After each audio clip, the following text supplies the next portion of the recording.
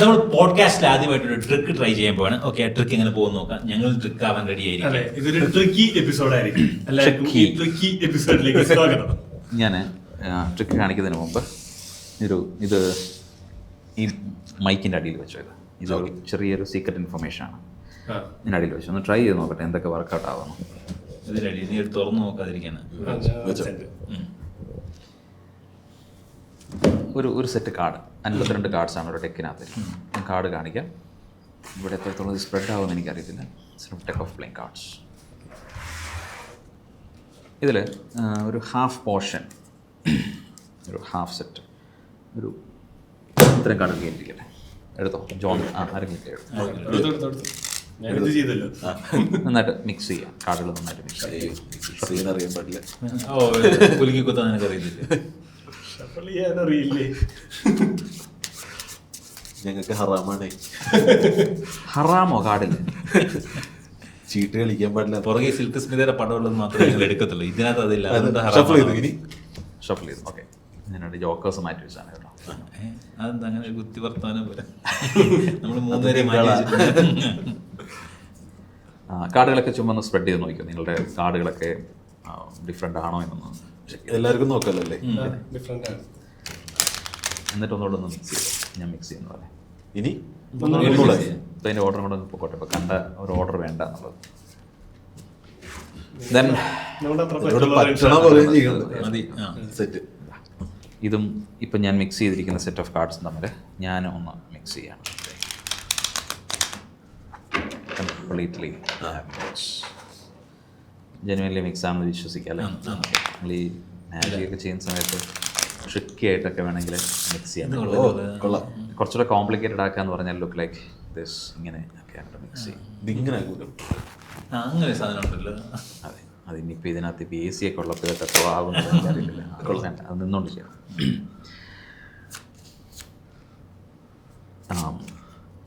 Already ഒരു paper piece ഞാൻ തന്നിട്ടുണ്ട് അല്ലേ? ഓക്കെ ജോണെ, ഞാൻ ഒരിക്കൽ കൂടി ഇതൊന്ന് മിക്സ് ചെയ്യുന്നു.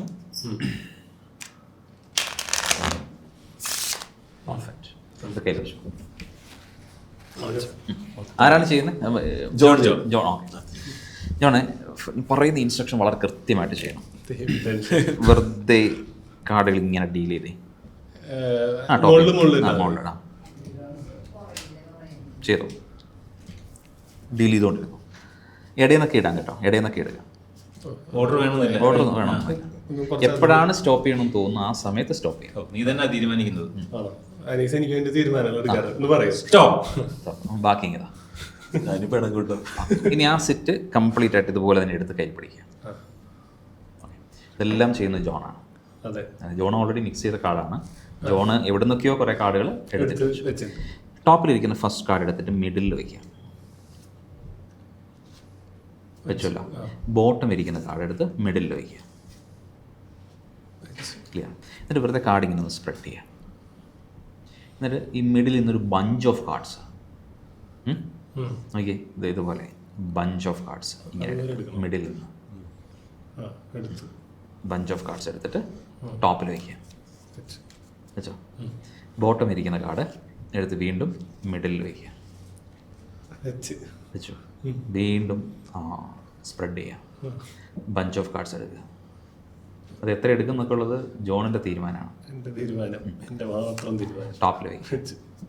ഓക്കെ, ടോപ്പിലിരിക്കുന്ന കാർഡ് എടുത്ത് മിഡിലിൽ വയ്ക്കുക. ഇല്ലേ? ഇനി ബോട്ടം ഇരിക്കുന്ന കാർഡ് എടുത്ത് ടോപ്പിൽ വയ്ക്കുക. വെച്ചോട്ടോ. ഇനി കുറച്ചുകൂടെ ബഞ്ച് ഓഫ് കാർഡ്സ് എടുക്കുക. അതെടുത്ത് ഏറ്റവും അടിയിൽ വയ്ക്കുക. ഇപ്പോൾ ഇതേ പൊസിഷൻ അവിടെ നടക്കുന്നുണ്ടല്ലോ. അതേ സംഭവം ഞാൻ കാണിക്കാൻ വേണ്ടി ചെയ്തെന്ന് മാത്രമേ ഉള്ളൂ. ഒരു പ്രത്യേകിച്ച് കാര്യമൊന്നുമില്ല. അപ്പോൾ ശരിക്കും പറഞ്ഞാൽ എന്താ ചെയ്തത്? ഒരു സെറ്റ് ഓഫ് കാർഡ് എടുത്തു, കംപ്ലീറ്റ് ആയിട്ട് മിക്സ് ചെയ്തു, നന്നായിട്ട് ഷഫിൾ ചെയ്യുകയാണ് ചെയ്തത്. ഞാൻ ഒരിക്കലും പറഞ്ഞിട്ടില്ല ഇന്നതുപോലെ ചെയ്യണമെന്ന്. ഞാനൊരു ഇൻസ്ട്രക്ഷൻ മാത്രമേ തന്നിട്ടുള്ളൂ. ഇപ്പോൾ ടോപ്പിലിരിക്കുന്ന കാർഡ് ഏതാണെന്ന് ചുമ്മാ നോക്കിയേ. കംപ്ലീറ്റ് കാണിക്കുക. എന്നെ കണ്ടാലും ഏതാ? 8 of hearts. ഇൻട്രസ്റ്റിംഗ്. ഈ സെറ്റ് കംപ്ലീറ്റ് ആയിട്ടൊന്ന് സ്പ്രെഡ് ചെയ്ത് നോക്കി. ഇങ്ങനത്തെ എവിടെയെങ്കിലും വേറെ 8 of hearts ഉണ്ടോ നിങ്ങളുടെ കണ്ടിരിക്കുന്നു.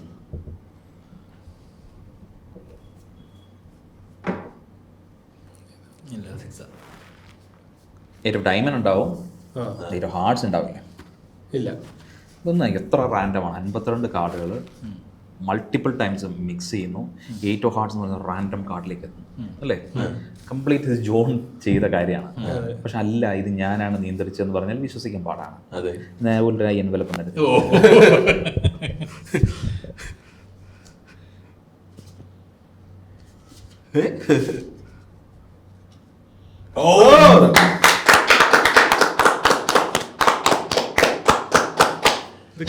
പരീക്ഷ എഴുതാല്ലേ.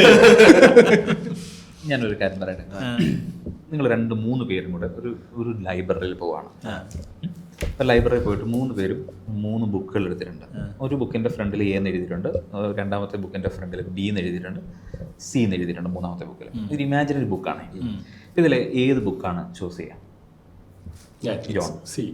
സി ആണ്. അപ്പോൾ സി നിങ്ങൾ 3 പേരുടെ തുറന്നു നോക്കുകയാണ്. ബാക്കിയുള്ള ബുക്കുകൾ എലിമിനേറ്റ് ചെയ്തു. ഈ എലിമിനേറ്റ് ചെയ്ത ബുക്കിനകത്ത് 300 പേജുള്ളൊരു ബുക്കാണ്. വളരെ ക്യൂട്ടായിട്ടുള്ളൊരു സിമ്പിൾ വേർഡ് ഇപ്പോൾ ജോണിൻ്റെ മനസ്സിൽ വന്നിട്ടുണ്ട്. ആ വേർഡ് അനീസിനോട് പറയുക. ഇപ്പോൾ 2 പേരോട് നിങ്ങൾ തമ്മിൽ അങ്ങോട്ടും ഇങ്ങോട്ടും പറയാം. ആ വേർഡ് നിങ്ങൾ 2 പേര് രഹസ്യമായിട്ട് പറയാം. സെയിം വേർഡ് രഹസ്യമായിട്ട് പറയാം. ഇപ്പോൾ ആ വേർഡ് നിങ്ങൾ 3 പേരും ഹാപ്പി ആണെങ്കിൽ മാത്രമാണ് ആ വേർഡിൽ നമ്മൾ ഫിക്സ് ചെയ്യാൻ പോവുക.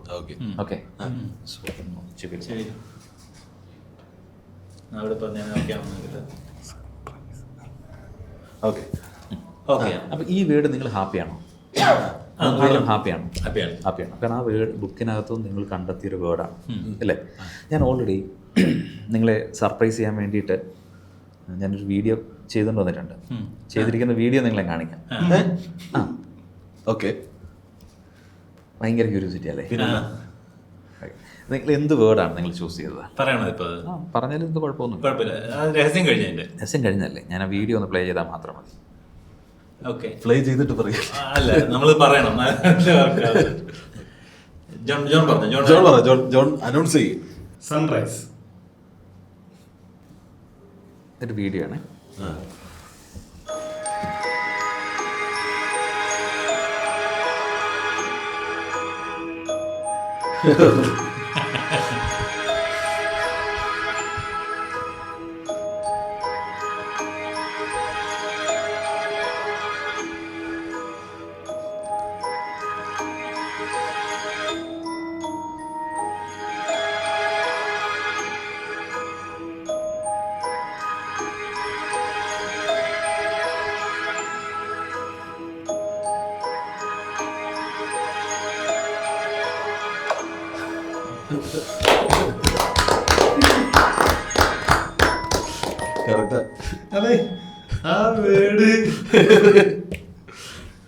എന്താ പറയാ,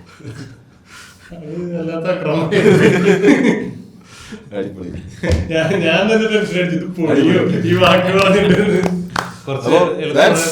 mentalist Nipin Niravath for you. Hi, welcome to another episode of wit ടോക്സിൻ്റെ മറ്റൊരു എപ്പിസോഡിലേക്ക് ഹാർദവമായ സ്വാഗതം. നമ്മൾ യൂട്യൂബിൽ മാത്രമല്ല, ഇപ്പോൾ ഫേസ്ബുക്കിലുമുണ്ട്. ഇത് പറയാൻ റിൻഷാദ് പ്രത്യേകം ഏൽപ്പിച്ചിട്ടുണ്ടായിരുന്നു. ഫേസ്ബുക്കിൽ വിറ്റിൻ്റെ പേജ് ഫോളോ ചെയ്യുക. ഫേസ്ബുക്കിൽ നിന്നാണ് കൂടുതൽ വരുമാനം.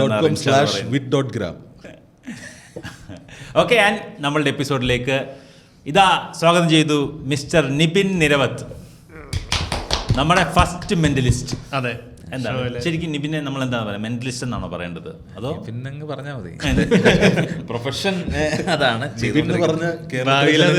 മെന്റലിസത്തിന്റെ ഒരു ബ്രാൻഡായി വളരട്ടെ എന്ന് പ്രതീക്ഷിക്കാണല്ലേ. അല്ലെന്നാണോ നീ പറഞ്ഞത്? അല്ല, നിപിൻ മാത്രം പറഞ്ഞാൽ മതി. നിവിനല്ല, നിപിൻ. ഞാൻ നിപിൻ പറഞ്ഞു. അവന് നാക്ക് തട്ടുന്നുണ്ട്. നിപിൻ നിരവത്ത്.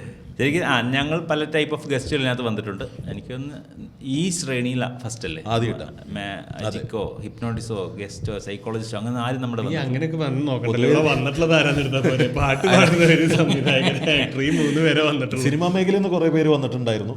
ആദ്യമായിട്ടാണ് നമ്മുടെ മേഖലയിൽ നിന്ന് ഒരാൾ. ഞാനും ആദ്യമായിട്ടാണ് ഈ സ്റ്റാൻഡപ്പ് കൊമേഡിയൻസിന്റെ പോഡ്കാസ്റ്റിൽ ഇരിക്കുന്നത്. ഇനി നിങ്ങളുടെ കൂടെ ഇരുന്ന് ഞാൻ എങ്ങനെ സ്റ്റേജിൽ നിങ്ങളുടെ ഷോസ് ഒക്കെ കണ്ടിട്ടുള്ളത് കൊണ്ട് ചിരി അടക്കാതിരിക്കാൻ പറ്റില്ല. ശരിക്കും നമ്മളത് പ്രൊഫഷണലി അവിടെ സ്ക്രിപ്റ്റിൽ ചെയ്യുന്നതല്ലാതെ പുറത്ത് സംസാരിക്കുമ്പോൾ നമ്മൾ അത്ര തമാശക്കാരാണോ അല്ലെന്ന് ഞങ്ങൾക്ക് തോന്നി. മഹാദേവനാണ്. മഹാദേവനാണല്ലേ. നമ്മുടെ വട്ടത്തിൽ ഇരിക്കുമ്പോൾ പല രീതിയിലുള്ള സാധനങ്ങൾ പറയും. ഞാൻ ഭയങ്കര കോൺഷ്യസ് ആണ് പുതിയൊരു ആള് ഉള്ളപ്പോ ഇത് പറഞ്ഞാൽ. എനിക്ക് പക്ഷേ ഭയങ്കര ഇഷ്ടമാണ് പുതിയ ആൾക്കാരെ പരിചയപ്പെടാനും പുതിയ ആൾക്കാരുടെ പാറ്റേൺസ് മനസ്സിലാക്കാനൊക്കെ ഇഷ്ടമാണ്. അത് ഇഷ്ടമാണ്. പക്ഷെ അവരുടെ പുതിയ ആൾക്കാരുടെ മുന്നിൽ ഞാൻ നല്ല ആക്ടിങ് നിൽക്കുമ്പോൾ നമ്മൾ പുറത്ത് ഞാൻ എന്റെ പുറത്തേക്ക് വിടാറ്. നേരം ആക്ടിങ് ആയിരുന്നു എന്നാണ് പറഞ്ഞത്. അല്ല ഞാനൊരു കൺട്രോളിൽ നിൽക്കാം. ആക്ടിങ് ഭയങ്കര മോശമാണ്. അല്ല ഞാൻ പറയാം എനിക്ക് മഹാദേവൻ എനിക്ക് മനസ്സിലായി നാച്ചുറൽ ആക്ടിങ് ആയിരുന്നത്. ജോൺ ആക്ടിങ് പഠിച്ചതാ മലയാള സിനിമ ഇൻഡസ്ട്രി ശരിക്കും പറയാൻ മനസ്സിലാക്കണം. അതിൽ അപ്പൊ ഇന്ന് ആക്ട് ചെയ്തിട്ടില്ല, ഇന്ന് ഫ്രീ ആയിരുന്നു. മലയാള സിനിമ വേണ്ട രീതിയിൽ ഉപയോഗിച്ചിട്ടില്ല എന്നാണ് നമ്മൾ പറഞ്ഞു വരുന്നത്. ഞാൻ ഇടയ്ക്കിടയ്ക്ക് കണ്ണാടി നോക്കിട്ട് എന്തുകൊണ്ട് മലയാള സിനിമയ്ക്ക് ഇത് എന്താ വേണ്ടത്. ഞങ്ങളിത് എല്ലാവരും വരുമ്പോൾ പറയാറില്ല, ഇവൻ ഒരുപാട് വലിയ സിനിമകളിലൊക്കെ അഭിനയിച്ചിട്ടുണ്ട്, പക്ഷെ നമ്മളാരും കണ്ടിട്ടില്ല. വലിയ സിനിമകൾ ജോണിന്റെ തലയുടെ മേളിൽ നിന്നുള്ള ഷോട്ട് ഉണ്ട്, സൈഡിൽ നിന്നുള്ള വലിയ ഡയറക്ടർമാരൊക്കെ ക്യാമറ ആംഗിൾ വെക്കും, പറയും അവന്റെ തല വരാത്ത വിധത്തിൽ വെക്കണം. ഞാൻ പറയും ആയിട്ടില്ല, നമുക്കും കാണിക്കാറായിട്ടില്ല, തിരിയും ഞാനൊരു ദിവസം ക്യാമറയിലേക്ക്. ജോൺ before standup comedy cinema try ചെയ്തു, അങ്ങനെ കുറച്ച് സിനിമകളിലൊക്കെ ചെറിയ ചെറിയ അപ്പൊ വേഷം. എനിക്ക് സ്റ്റാൻഡപ്പ് കോമഡി സെറ്റ് ആയിരുന്നു. പ്ലസ് സ്റ്റാൻഡപ്പ് കോമഡിയും ട്രൈ ചെയ്തോണ്ടിരിക്കുക. നിവിൻ ബ്രോ ആൾക്കാരുടെ പാറ്റേൺ മനസ്സിലാക്കാൻ താല്പര്യമുണ്ടെന്ന് പറഞ്ഞല്ലോ, അത് മെന്റലിസത്തിന്റെ ഭാഗമായിട്ടാണോ എങ്ങനെയാണ്? ആർട്ടിന്റെ ഭാഗമായിട്ട് ചെയ്യുന്ന കാര്യങ്ങളാണ്. നമ്മളെപ്പോഴും കുറച്ച് ഒബ്സർവ്ഡ് ആയിരിക്കും, ഒബ്സർവേഷൻസ് ഒക്കെ വേണ്ട ഒരു മേഖലയാണല്ലോ. അപ്പോൾ അതിൻ്റെ ഭാഗമായിട്ട് പുതിയ പുതിയ ആളുകൾ, ഇപ്പം നമുക്ക് എവിടെ ഏത് എഫക്റ്റ് ഒക്കെയാണ് അവർക്ക് വർക്കൗട്ട് ആകുക എന്നതിനെ കുറിച്ച് ചിന്തയുണ്ടല്ലോ. അപ്പം ഈ സാധനം നമുക്ക് കൊടുത്താലോ എന്നൊക്കെ ഇങ്ങനെ ആലോചിക്കും. അപ്പം അതിന് പറ്റിയ ആവശ്യത്തിന് വേണ്ടി നോക്കുന്നു മാത്രമേ ഉള്ളൂ. ഓക്കെ. വലിയ കാര്യമൊന്നുമില്ല. ഞാനും മഹാദേവനും ജോണൂടെ ഒരു ഷോയ്ക്ക് നമ്മൾ റമദ വെച്ചല്ലേ കണ്ടത്. ഞങ്ങൾ ഷോയ്ക്ക് പോയപ്പോൾ നമുക്ക് SBI ഷോയ്ക്ക് നമുക്കറിയില്ല അവിടെ ആരൊക്കെയാണെന്ന്. ഞങ്ങൾ ചെല്ലുമ്പോൾ അവിടെ ഞങ്ങൾക്ക് ശേഷം പെർഫോം ചെയ്യാൻ വേണ്ടി നിവിൻ പോയി നിൽക്കുന്നു. ഞാൻ ആക്ട് പുള്ളിയാണ്. അതെ, അങ്ങനെയല്ല, നമ്മളായിരുന്നു മെയിൻ ആക്ട്. നമ്മുടെ മെയിൻ ആക്ട് കഴിഞ്ഞ് പുള്ളിയുടെ ചെറിയ വേഷം അവിടെ അവസരം ചോദിച്ചു. അതെ, നമ്മുടെ ഒരു 15 മിനിറ്റ് കഴിഞ്ഞ് പുള്ളിയുടെ 1.5 മണിക്കൂറിൻ്റെ ചെറിയൊരു ആക്ട് ഉണ്ടായിരുന്നു. അപ്പോൾ ഞാൻ നേരിട്ട് വീഡിയോസ് നേരത്തെ കണ്ടിട്ടുണ്ടെങ്കിൽ ഞാൻ ആദ്യമായിട്ട് കാണുന്നത്, ഞങ്ങളെല്ലാവരും ആദ്യമായിട്ട് കാണുന്നത് അവിടെ വെച്ചാണ്. അന്ന് നമ്മൾ ജസ്റ്റ് ഒരു പരിചയപ്പെട്ടിട്ട് കോൺടാക്റ്റ് വന്നേ വാങ്ങി വെച്ചിരുന്നു. ഇപ്പം നമുക്കങ്ങനെയൊക്കെ കോൺടാക്ട് കിട്ടി നമ്മളിങ്ങനെ മിസ്യൂസ് ചെയ്യുമല്ലോ. അപ്പം നമ്മളിങ്ങനെ ഒരു ഷോയ്ക്ക് നമുക്ക് പുള്ളിയെ വിളിച്ചിരുത്താം, എന്നിട്ട് നമ്മുടെ ഉദ്ദേശം എന്താ, പുള്ളിയെ വിളിച്ചിരുത്തുന്നു, എന്നിട്ട് പുള്ളി നമ്മുടെ ഷോ കണ്ടിച്ചിരിക്കുന്നതാ ഫോട്ടോ എടുക്കുന്നതാ ഉദ്ദേശം. പക്ഷെ നടന്നില്ല, അത് വേറെ കാര്യം. എന്നിട്ട് അങ്ങനെ നോക്കി ഇരുന്നിട്ടാണ് ജോൺ മഹാദേവനെ ഒബ്രോൺ ചെയ്തപ്പോൾ ഞാൻ നിവിൻ ബ്രോയെ വിളിച്ചു. നിവിൻ ബ്രോ അങ്ങനെ നമ്മുടെ ഷോ കാണാൻ വന്നിരുന്നു. അത് കഴിഞ്ഞിട്ട് നിവിൻ ബ്രോയുടെ ഷോയ്ക്ക് നമ്മളെ വിളിച്ചു. എല്ലാം ഗിവ് ആൻഡ് ടേക്ക്. ക്രിപ്റ്റിക് 2.0. അതെ അതെ. നിവിൻ ബ്രോയുടെ തിയേറ്ററിക്കൽ മെന്റലിസ്റ്റ് ഷോ, അങ്ങനെ theatrical mentalism show. Theatrical mentalism show. Theatrical എന്ന് പറയുന്നത് അങ്ങനെയല്ല, അതിന് തിയേറ്ററിക്കൽ എന്ന് പറഞ്ഞാൽ തിയേറ്ററിക്കൽ ആർട്ട് ഫോം ആണ് ഞാൻ ചെയ്യുന്നത്. എല്ലാ മെന്റലിസവും അല്ലെങ്കിൽ അങ്ങനത്തെ സാധനം തിയേറ്ററിക്കൽ അല്ല. എൻ്റെ ഒരു ഡ്രാമാറ്റിക് ആയിട്ടുള്ള കുറച്ച് അറേഞ്ച്മെന്റുകളൊക്കെ ഉള്ള ഒരു സിനിമ കാണുന്ന പോലെ ഇരുന്ന് ആസ്വദിക്കേണ്ട ഒരു തിയേറ്ററിക്കൽ ഫോമായിട്ടാണ് അതിനെ ചെയ്തിരിക്കുന്നത്. ഇതൊക്കെ നമ്മൾ ഈ ലാസ് വെഗാസിലൊക്കെ പോയിട്ട് കണ്ടിട്ട് അപ്പോൾ അവിടത്തേക്കുള്ള ഒരു ഷോ പാറ്റേൺ ഒക്കെ നമ്മൾ ഇവിടെ കൊണ്ടുവരാൻ ശ്രമിക്കുന്നതിൻ്റെ ഭാഗമാണ്. അതിൻ്റെ ഉള്ള പരീക്ഷണങ്ങളാണ്. അല്ല, ആ ഷോ കണ്ടു വന്നപ്പോൾ ഞാനും ആലോചിച്ചൊരു സംഭവം എന്ന് പറഞ്ഞാൽ അത് ടിക്കറ്റ് എടുത്ത് വന്ന് കാണുന്നൊരു വിഷ്വൽ ഒരു സംഭവം തന്നെയാണ്. അതായത് ഗ്രാൻഡ്നെസ് എന്ന് പറയുന്ന സാധനം ഉണ്ടല്ലോ, അത് കണ്ട് ഇറങ്ങുന്ന ഒരുത്തന് അത് കഴിഞ്ഞിട്ടാണ് ഞാൻ ഈ സംഭവം നമ്മള് ഇവര് സംസാരിക്കണം. നമ്മുടെ ഷോയ്ക്ക് വരുന്നവർക്കൊരു ആ ഒരു ഫീൽ കിട്ടണില്ല. അതായത് ഇത് നമ്മൾ പെർഫോം ചെയ്ത് ഇത് ചെയ്യണതിന് പോലെ തന്നെ ഒരു ഇമ്പോർട്ടൻ്റ് ആണല്ലോ. ആ ഒരു ഫീൽ കൊടുക്കുക, ഒരു വന്നിരിക്കണോടത്ത് അവൻ ഈ ടിക്കറ്റ് പ്രൈസിന് ഞാൻ ഇരിക്കുന്ന സ്ഥലം അത് വെർത്താണെന്ന് തോന്നിക്കുന്ന ഒരു സംഭവം. ആ LED ഭയങ്കര ഗ്രാൻഡ് പരിപാടിയായിരുന്നു. അത് കണ്ടപ്പോൾ നമ്മുടെ ഷോയുടെ ഫീഡ്ബാക്ക് നമ്മുടെ പ്രൊഡക്ഷനും കൂടെ കുറച്ചുകൂടെ ബെറ്റർ ആക്കണം. നമ്മുടെ ഷോ ചെയ്യുകയാണെങ്കിൽ കുറച്ചുകൂടെ ബെറ്റർ പ്രൊഡക്ഷൻ ചെയ്യണം എന്നുള്ള ഭയങ്കര ഒരു. നിങ്ങൾ ശരിക്കും നിങ്ങളുടെ പ്രോഗ്രാം സെറ്റപ്പ് ആക്കുന്നതിന്റെ ഭാഗമായിട്ടാണ് എന്നെ വിളിച്ചത്. ഇതൊക്കെ അല്ല, അത് പഠിക്കാൻ നമ്മൾ ലൈവ് ഷോസ് കാണാൻ പോകുമ്പോ അതും നമ്മുടെ മനസ്സിലുണ്ട്. ഈ പറഞ്ഞ പോലെ പഠനം ഇനിയുള്ള കാലം ഉണ്ടല്ലോ. നമുക്ക് ശരിക്കും ഇന്ത്യയിൽ അല്ലെങ്കിൽ നമ്മൾ കേരളത്തെ ബേസ് ചെയ്തിട്ട് നമുക്ക് നോക്കുകയാണെങ്കിൽ എൻ്റർടൈൻമെൻറ്റ് എന്ന് പറയുന്നത് സിനിമ മാത്രമാണ്. എല്ലാവരുടെയും ഇപ്പം ഓരോ കുട്ടികൾ എനിക്കൊരു സിനിമ നടനാകണം, സിനിമയിൽ എന്ന് പറഞ്ഞിട്ട് എല്ലാവരും നിൽക്കുന്നത്. ഇതെന്തുകൊണ്ടാണ്?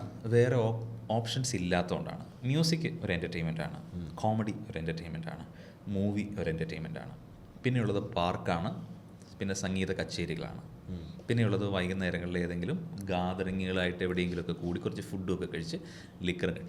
ഇത് ഇത്രയേ ഉള്ളൂ ഇവിടെ. ഇതിങ്ങനെ സൈക്കിൾ ചെയ്ത് പോയിക്കൊണ്ടിരിക്കുന്ന ഒരു കാലത്തോടെയാണ് നമ്മൾ പോകുന്നത്. എന്നാൽ തിയേറ്ററിക്കൽ പെർഫോമൻസുകൾ മെൻ്റലിസം അല്ലല്ലോ, എല്ലാത്തിനും ഉണ്ട്. ടിക്കറ്റ് എടുത്ത് ഷോ കാണാൻ എത്ര ഇടമുണ്ട് നമുക്കിവിടെ? കൊച്ചിയിൽ JT പാക്ക് ഉണ്ട്, അത് മാത്രമാണുള്ളത് അല്ലേ? ഇനിയുള്ള കാലം അതാണ് വരാൻ പോകുന്നത്. ഇപ്പോൾ തിയേറ്ററുകളിൽ സിനിമ കാണാൻ പോകുന്ന ആൾക്കാരുടെ എണ്ണം കുറവാണ് പണ്ടുണ്ടായിരുന്നതിനേക്കാട്ടിൽ. തിയേറ്ററിൽ തന്നെ പോയി എക്സ്പീരിയൻസ് ചെയ്യണമെന്നുള്ള സിനിമകൾ മാത്രമായി മാറി. അത് OTT ഇരുന്ന ആൾക്കാരല്ലാതെ കാണും. ഇപ്പം ബാഹുബലി പോലെയുള്ള അല്ല RRR പോലെയുള്ള അത്തരം ഹെവി അല്ലെങ്കിൽ അവതാർ പോലെയുള്ള സിനിമകളാണ് ആളുകൾ തിയേറ്ററിൽ പോയി കാണുന്ന ഒരു കാലമാണ് ഈ വരാൻ പോകുന്നത്. അപ്പോൾ ഈ തിയേറ്റേഴ്സ് എന്ത് ചെയ്യും അല്ലേ? തിയേറ്റേഴ്സിൽ ആളുകൾ ഓടണ്ടേ? അവിടെ ലൈവ് പെർഫോമൻസുകൾ തന്നെ കയറി തുടങ്ങും. അതാണ് ഇനി കാലം വരാൻ പോകുന്നത്. ഇത് എൻ്റെ പ്രഡിക്ഷനാണ്. ചിലപ്പോൾ ഒരു 20 വർഷം കഴിഞ്ഞ് നടക്കുന്ന കാര്യമായിരിക്കും. PVR പരിപാടി ഇപ്പോൾ ഉണ്ട്. PVR നമുക്കൊരു ക്യൂറേറ്റഡ് ലൈവ് ഷോ ചെയ്യാം. മുൻകൂട്ടി പറഞ്ഞാൽ ഒരു ഷോ അവർ അതിനുവേണ്ടി മാറ്റി വയ്ക്കും, അനൗൺസ് ചെയ്യാം. അവരുടെ ബുക്ക് മൈ ഷോ ലിസ്റ്റും ചെയ്തു തരും. സ്റ്റാൻഡപ്പ് കോമഡി നടക്കുന്നുണ്ട് അങ്ങനെ. പിന്നെ ഇവന്റുകൾ, അതായത് അവരെ ഹാളിൽ എനിക്ക് വന്ന് മറ്റേ മീറ്റിങ്ങിനൊക്കെ വിട്ടുകൊടുക്കുന്ന മോഡാണ്. ആ ലെവലിൽ വരും. അതിന് വന്നേ പറ്റുള്ളൂ. അല്ലാതെ ഈ ഒരു ഇത്രയും വലിയൊരു ഇൻവെസ്റ്റ്മെൻറ്റ് ഉണ്ടാക്കിയിട്ട് വാട്ട്സ് നെക്സ്റ്റ് എന്നുള്ളൊരു തോട്ടുണ്ട്. ഇപ്പോൾ തിയേറ്ററുകാർ വിചാരിച്ചുകൊണ്ടിരിക്കുന്ന കുറേ സിനിമകൾ ഓടിച്ച് സിനിമകൾ ആൾ കയറണ്ടേ? ഹൗസ് ഹോൾഡ് സിനിമകൾ എത്ര എണ്ണമാണ് ഇപ്പോൾ ഉള്ളത്? വളരെ കുറച്ചല്ലേ ഉള്ളൂ. ഒരു മാസം എത്ര സിനിമകൾ ഇറങ്ങുന്നത്? അപ്പോൾ സിനിമ അല്ലാതെ ഈ ഞാനിപ്പോൾ ലാസ് വേഗാസിൽ പോയിട്ട് ഷോസ് കാണുകയും തിയേറ്ററുകളിൽ ടിക്കറ്റുകൾ കൊടുത്ത് ഷോകൾ കാണുകയും ചെയ്തതിൻ്റെ ഒരു കാഴ്ചപ്പാടിൽ നിന്നാണ് പറയുന്നത്. അവിടെ സിനിമയ്ക്കല്ല പ്രാധാന്യം. ഇങ്ങനെ ലൈവായിട്ട് അവരുടെ പെർഫോമൻസും സ്കില്ലും കാണാൻ വേണ്ടിയിട്ട് വരുന്നവരാണ്. അത് പല രാജ്യങ്ങളിൽ നിന്നുള്ള ആളുകളാണ്. എപ്പോഴും ഹൗസ്ഫുള്ളായിരിക്കും. ഇപ്പോൾ $250 കൊടുത്തിട്ട് ഡേവിഡ് കോപ്പർഫീൽഡിൻ്റെ ഒരു ഷോ കാണുകയും $200 കൊടുത്ത് അദ്ദേഹത്തോട് സെൽഫി എടുക്കുകയും ആളുകൾ ക്യൂ നിൽക്കുക എന്ന് പറഞ്ഞാൽ നിങ്ങൾ വിശ്വസിക്കുമോ? ഫോട്ടോ എടുക്കാൻ പൈസ വാങ്ങിക്കാൻ പറ്റുമോ? പറ്റും.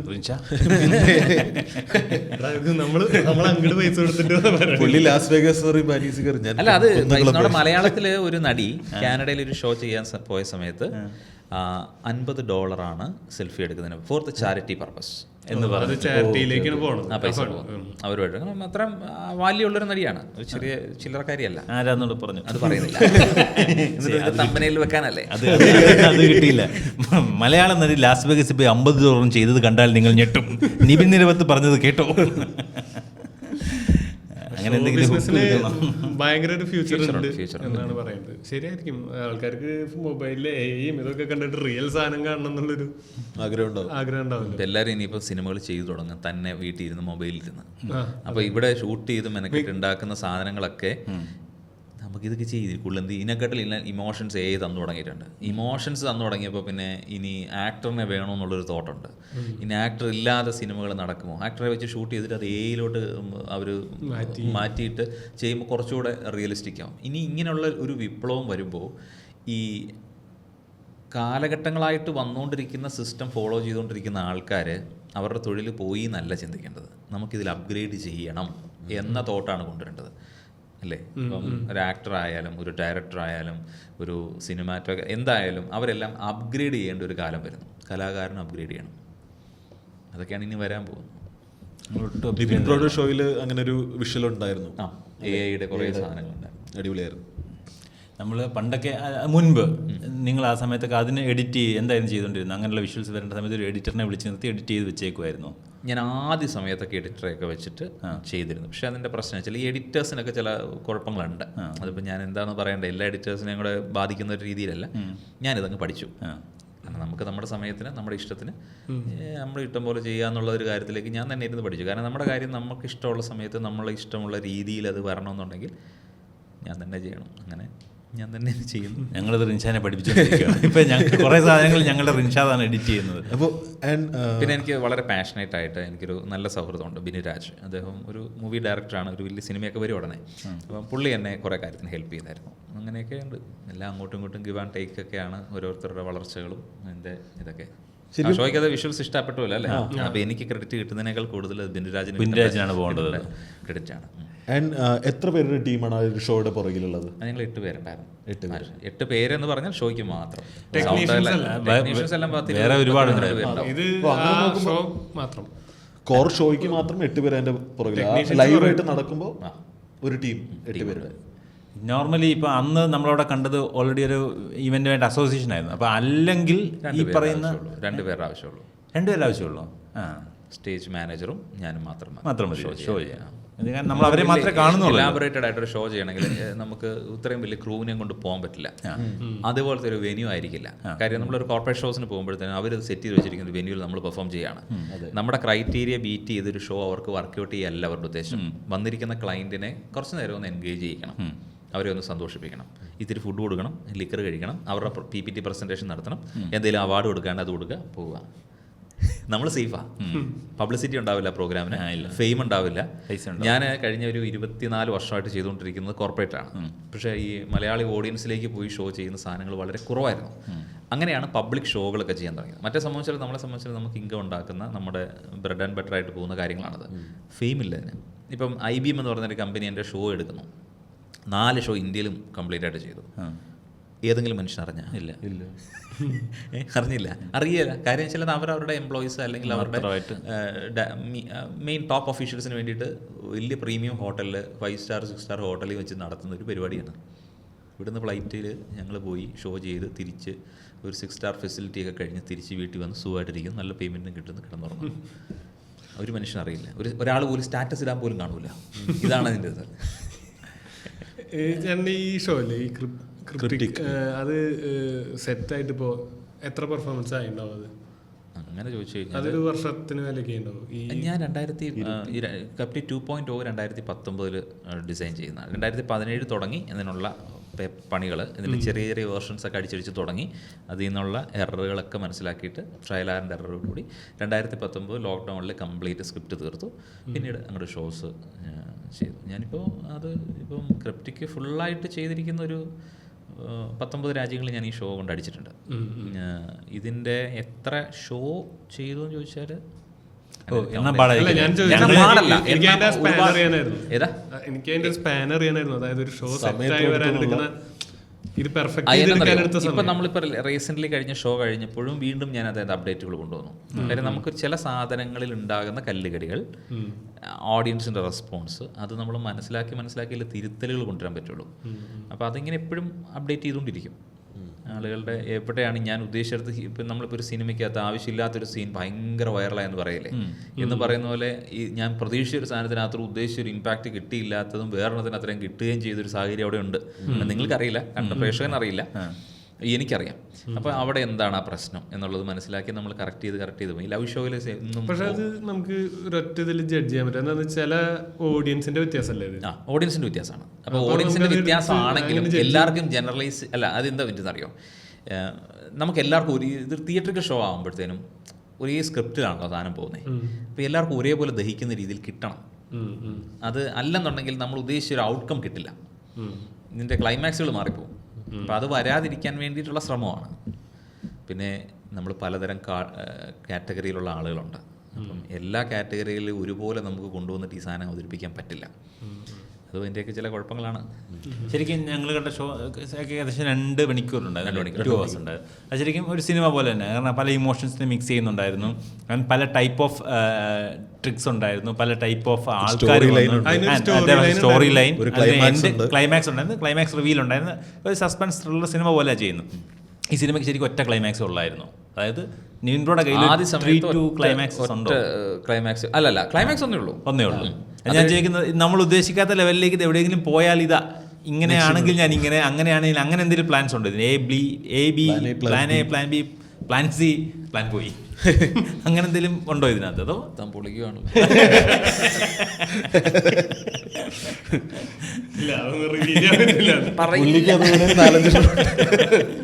അല്ല, ശരിക്കും നമുക്കും അതായത് അന്ന് കണ്ടത് 2 പേരുടെ ഷോ അല്ലേ. ഇതിപ്പോൾ ഒരാൾ ഒറ്റയ്ക്ക് ചെയ്യുന്ന ഷോ നമുക്കും ഉണ്ട്. 1.5 മണിക്കൂർ 2 മണിക്കൂർ ഓരോരുത്തരുടെ ഇതനുസരിച്ച്. 2 പേരുടെ ഷോ അല്ല ആക്ച്വലി, ഞാൻ മാത്രമല്ല, ഞങ്ങളുടെ ഷോ കണ്ടത് 2 പേരല്ലേ, അതായത് ജോണും മഹാദേവനും.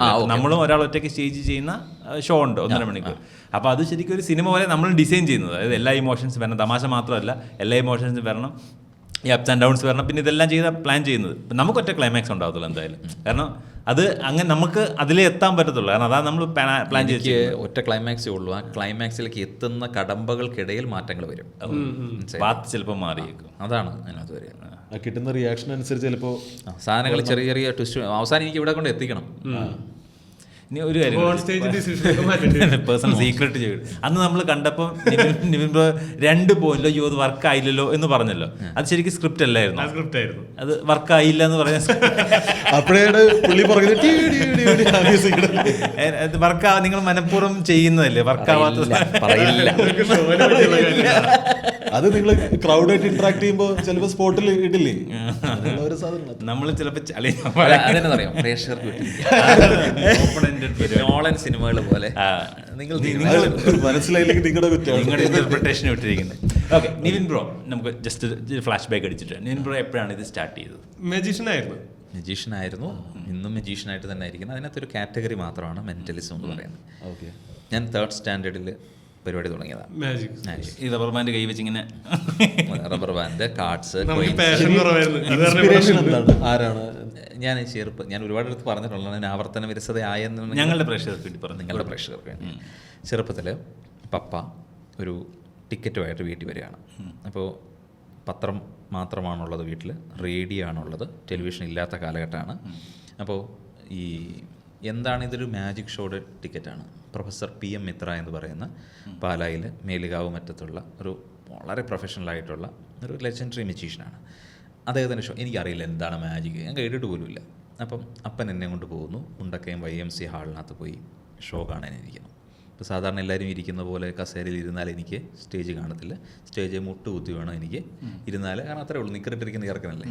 അപ്പോൾ സ്റ്റേജ് കട്ടം പൊങ്ങുന്നു, ബെല്ലടിക്കുന്നു, പുള്ളി വരുന്നു, കൈക്കകത്ത് പ്രാവ് വരുന്നു, അന്തരീക്ഷത്തിൽ പെണ്ണ് കിടക്കുന്നു, ഒരു പെങ്കുച്ചിനെ 2ആയിട്ട് മുറിക്കുന്നു, ഒരാളുടെ കഴുത്തിനകത്തോടെ കത്തി കയറ്റുന്നു, ഒരാളെ കൊണ്ട് പാല് കുടിപ്പിക്കുമ്പം പാല് കുടിക്കാൻ ഗ്ലാസ് ഇവിടെ വച്ചിരിക്കുന്ന ഇവിടെ വലിക്കുമ്പം പാല് കുടിക്കുന്നു. ഇങ്ങനെയുള്ള സാധനങ്ങളും ഈ ചങ്ങലകളും താഴെ പൂട്ടിയ മാന്ത്രികൻ ഇതാ എൻ്റെ പുറത്തോട് ഇങ്ങനെ കൈ തട്ടി പുള്ളി പുറകെ കൂടെ അതെ ഇപ്പോൾ പുള്ളി അവിടെ പൂട്ടിയതല്ലേ ഉള്ളൂ. ഇങ്ങനെയുള്ള സാധനങ്ങളെല്ലാം കണ്ടപ്പോൾ എൻ്റെ കിളി പോയി. ഇതുപോലെ ആവണം, ഒറ്റ ചിന്തയുള്ളൂ. സാധാരണ നമ്മളിപ്പോൾ നരസിംഹമോ അല്ലെങ്കിൽ രാവണപ്രഭുവോ കണ്ടതിന് ശേഷം തിരിച്ചിറങ്ങുമ്പോൾ ചെറിയൊരു ചെരുവൊക്കെ ഉണ്ടാവും 2 ദിവസം. അപ്പോൾ ഇതാണ് എല്ലാവരും ചിന്തിച്ചത്, പക്ഷേ അതല്ലായിരുന്നു എൻ്റെ തലയ്ക്കകത്തത്. ഇപ്പം ട്രോമ എന്നൊക്കെ പറയാല്ലേ, അതിൻ്റെ ഒരു പോസിറ്റീവ് സൈഡ്, പോസിറ്റീവ് ട്രോമയാണത്. കാരണം എൻ്റെ കിളി പോയി, അപ്പോൾ എനിക്ക് ഇതുപോലെ ആയാൽ മതി. വീട്ടിൽ വന്ന് പറയുമ്പം വീട്ടുകാരെ അതിന് ഇൻസ്പിറേഷൻ എന്നുള്ള രീതിയിൽ നമുക്ക് പോളിഷ് ചെയ്ത് വെക്കാം. അപ്പോൾ ഈ തോട്ട്, കാരണം മാജിക് എന്ന് പറയുന്നത് കലയായി അംഗീകരിച്ചിട്ടില്ലാത്ത കാലഘട്ടത്തിൽ അങ്ങനെ ഇത്തിരി ഓർത്തഡോക്സ് ആയിട്ട് ചിന്തിച്ചിരുന്ന ആ കാലത്തെ എൻ്റെ ഫാമിലി ഇത് നമ്മൾ കുടുംബത്തിന് ചേർന്ന ഒരു സാധനം അല്ല എന്നുള്ളൊരു തോട്ടാണ് എനിക്ക് തന്നത്. പഠിക്കാൻ പോവുക, എന്തെങ്കിലും നല്ല ജോലി മേടിക്കുക, ഗൾഫിന് പോവുക, ഇതൊക്കെയാണ് വീട്ടുകാരുടെ മനസ്സിലുള്ളത്. പക്ഷേ ബാലരമയും പൂമ്പാറ്റയും എന്നെ പിന്നെയും ആകർഷിച്ചുകൊണ്ടിരുന്നു. എന്നത് തീപ്പെട്ടിക്കമ്പ് കൊണ്ടും കാപ്പിക്കുരു കൊണ്ടും കൊയിന് കൊണ്ടും ഒക്കെയുള്ള കുഞ്ഞു കുഞ്ഞു ട്രിക്കുകൾ കിട്ടും. ഞാൻ എൻ്റെ ആൻറ്റിയുടെ അടുത്ത് ഇത് വായിച്ചിട്ടൊന്ന് കറക്റ്റായിട്ടൊന്ന് പറഞ്ഞു തരാൻ പറയും, അത് കിട്ടും. അത് ഞാൻ കൂട്ടുകാരുടെ അടുത്ത് അവതരിപ്പിക്കും. ഇവിടെ ഇത് എങ്ങനെ കാണിച്ചെന്ന് ചോദിക്കാം. ഇൻസ്പിറേഷൻ. അങ്ങനെ സ്കൂൾ സാഹിത്യ സമാജത്തിനൊക്കെ ഞാനത് അവതരിപ്പിക്കാൻ തുടങ്ങി. അപ്പോൾ ഞാൻ സ്കൂളിൽ അവതരിപ്പിക്കാൻ പ്രിൻസിപ്പളുടെ അടുത്ത് പെർമിഷൻ ചോദിക്കുമ്പോൾ പ്രിൻസിപ്പൾ എന്നോട് പറഞ്ഞ് ഇപ്പോഴും ഓർക്കുന്നുണ്ട്.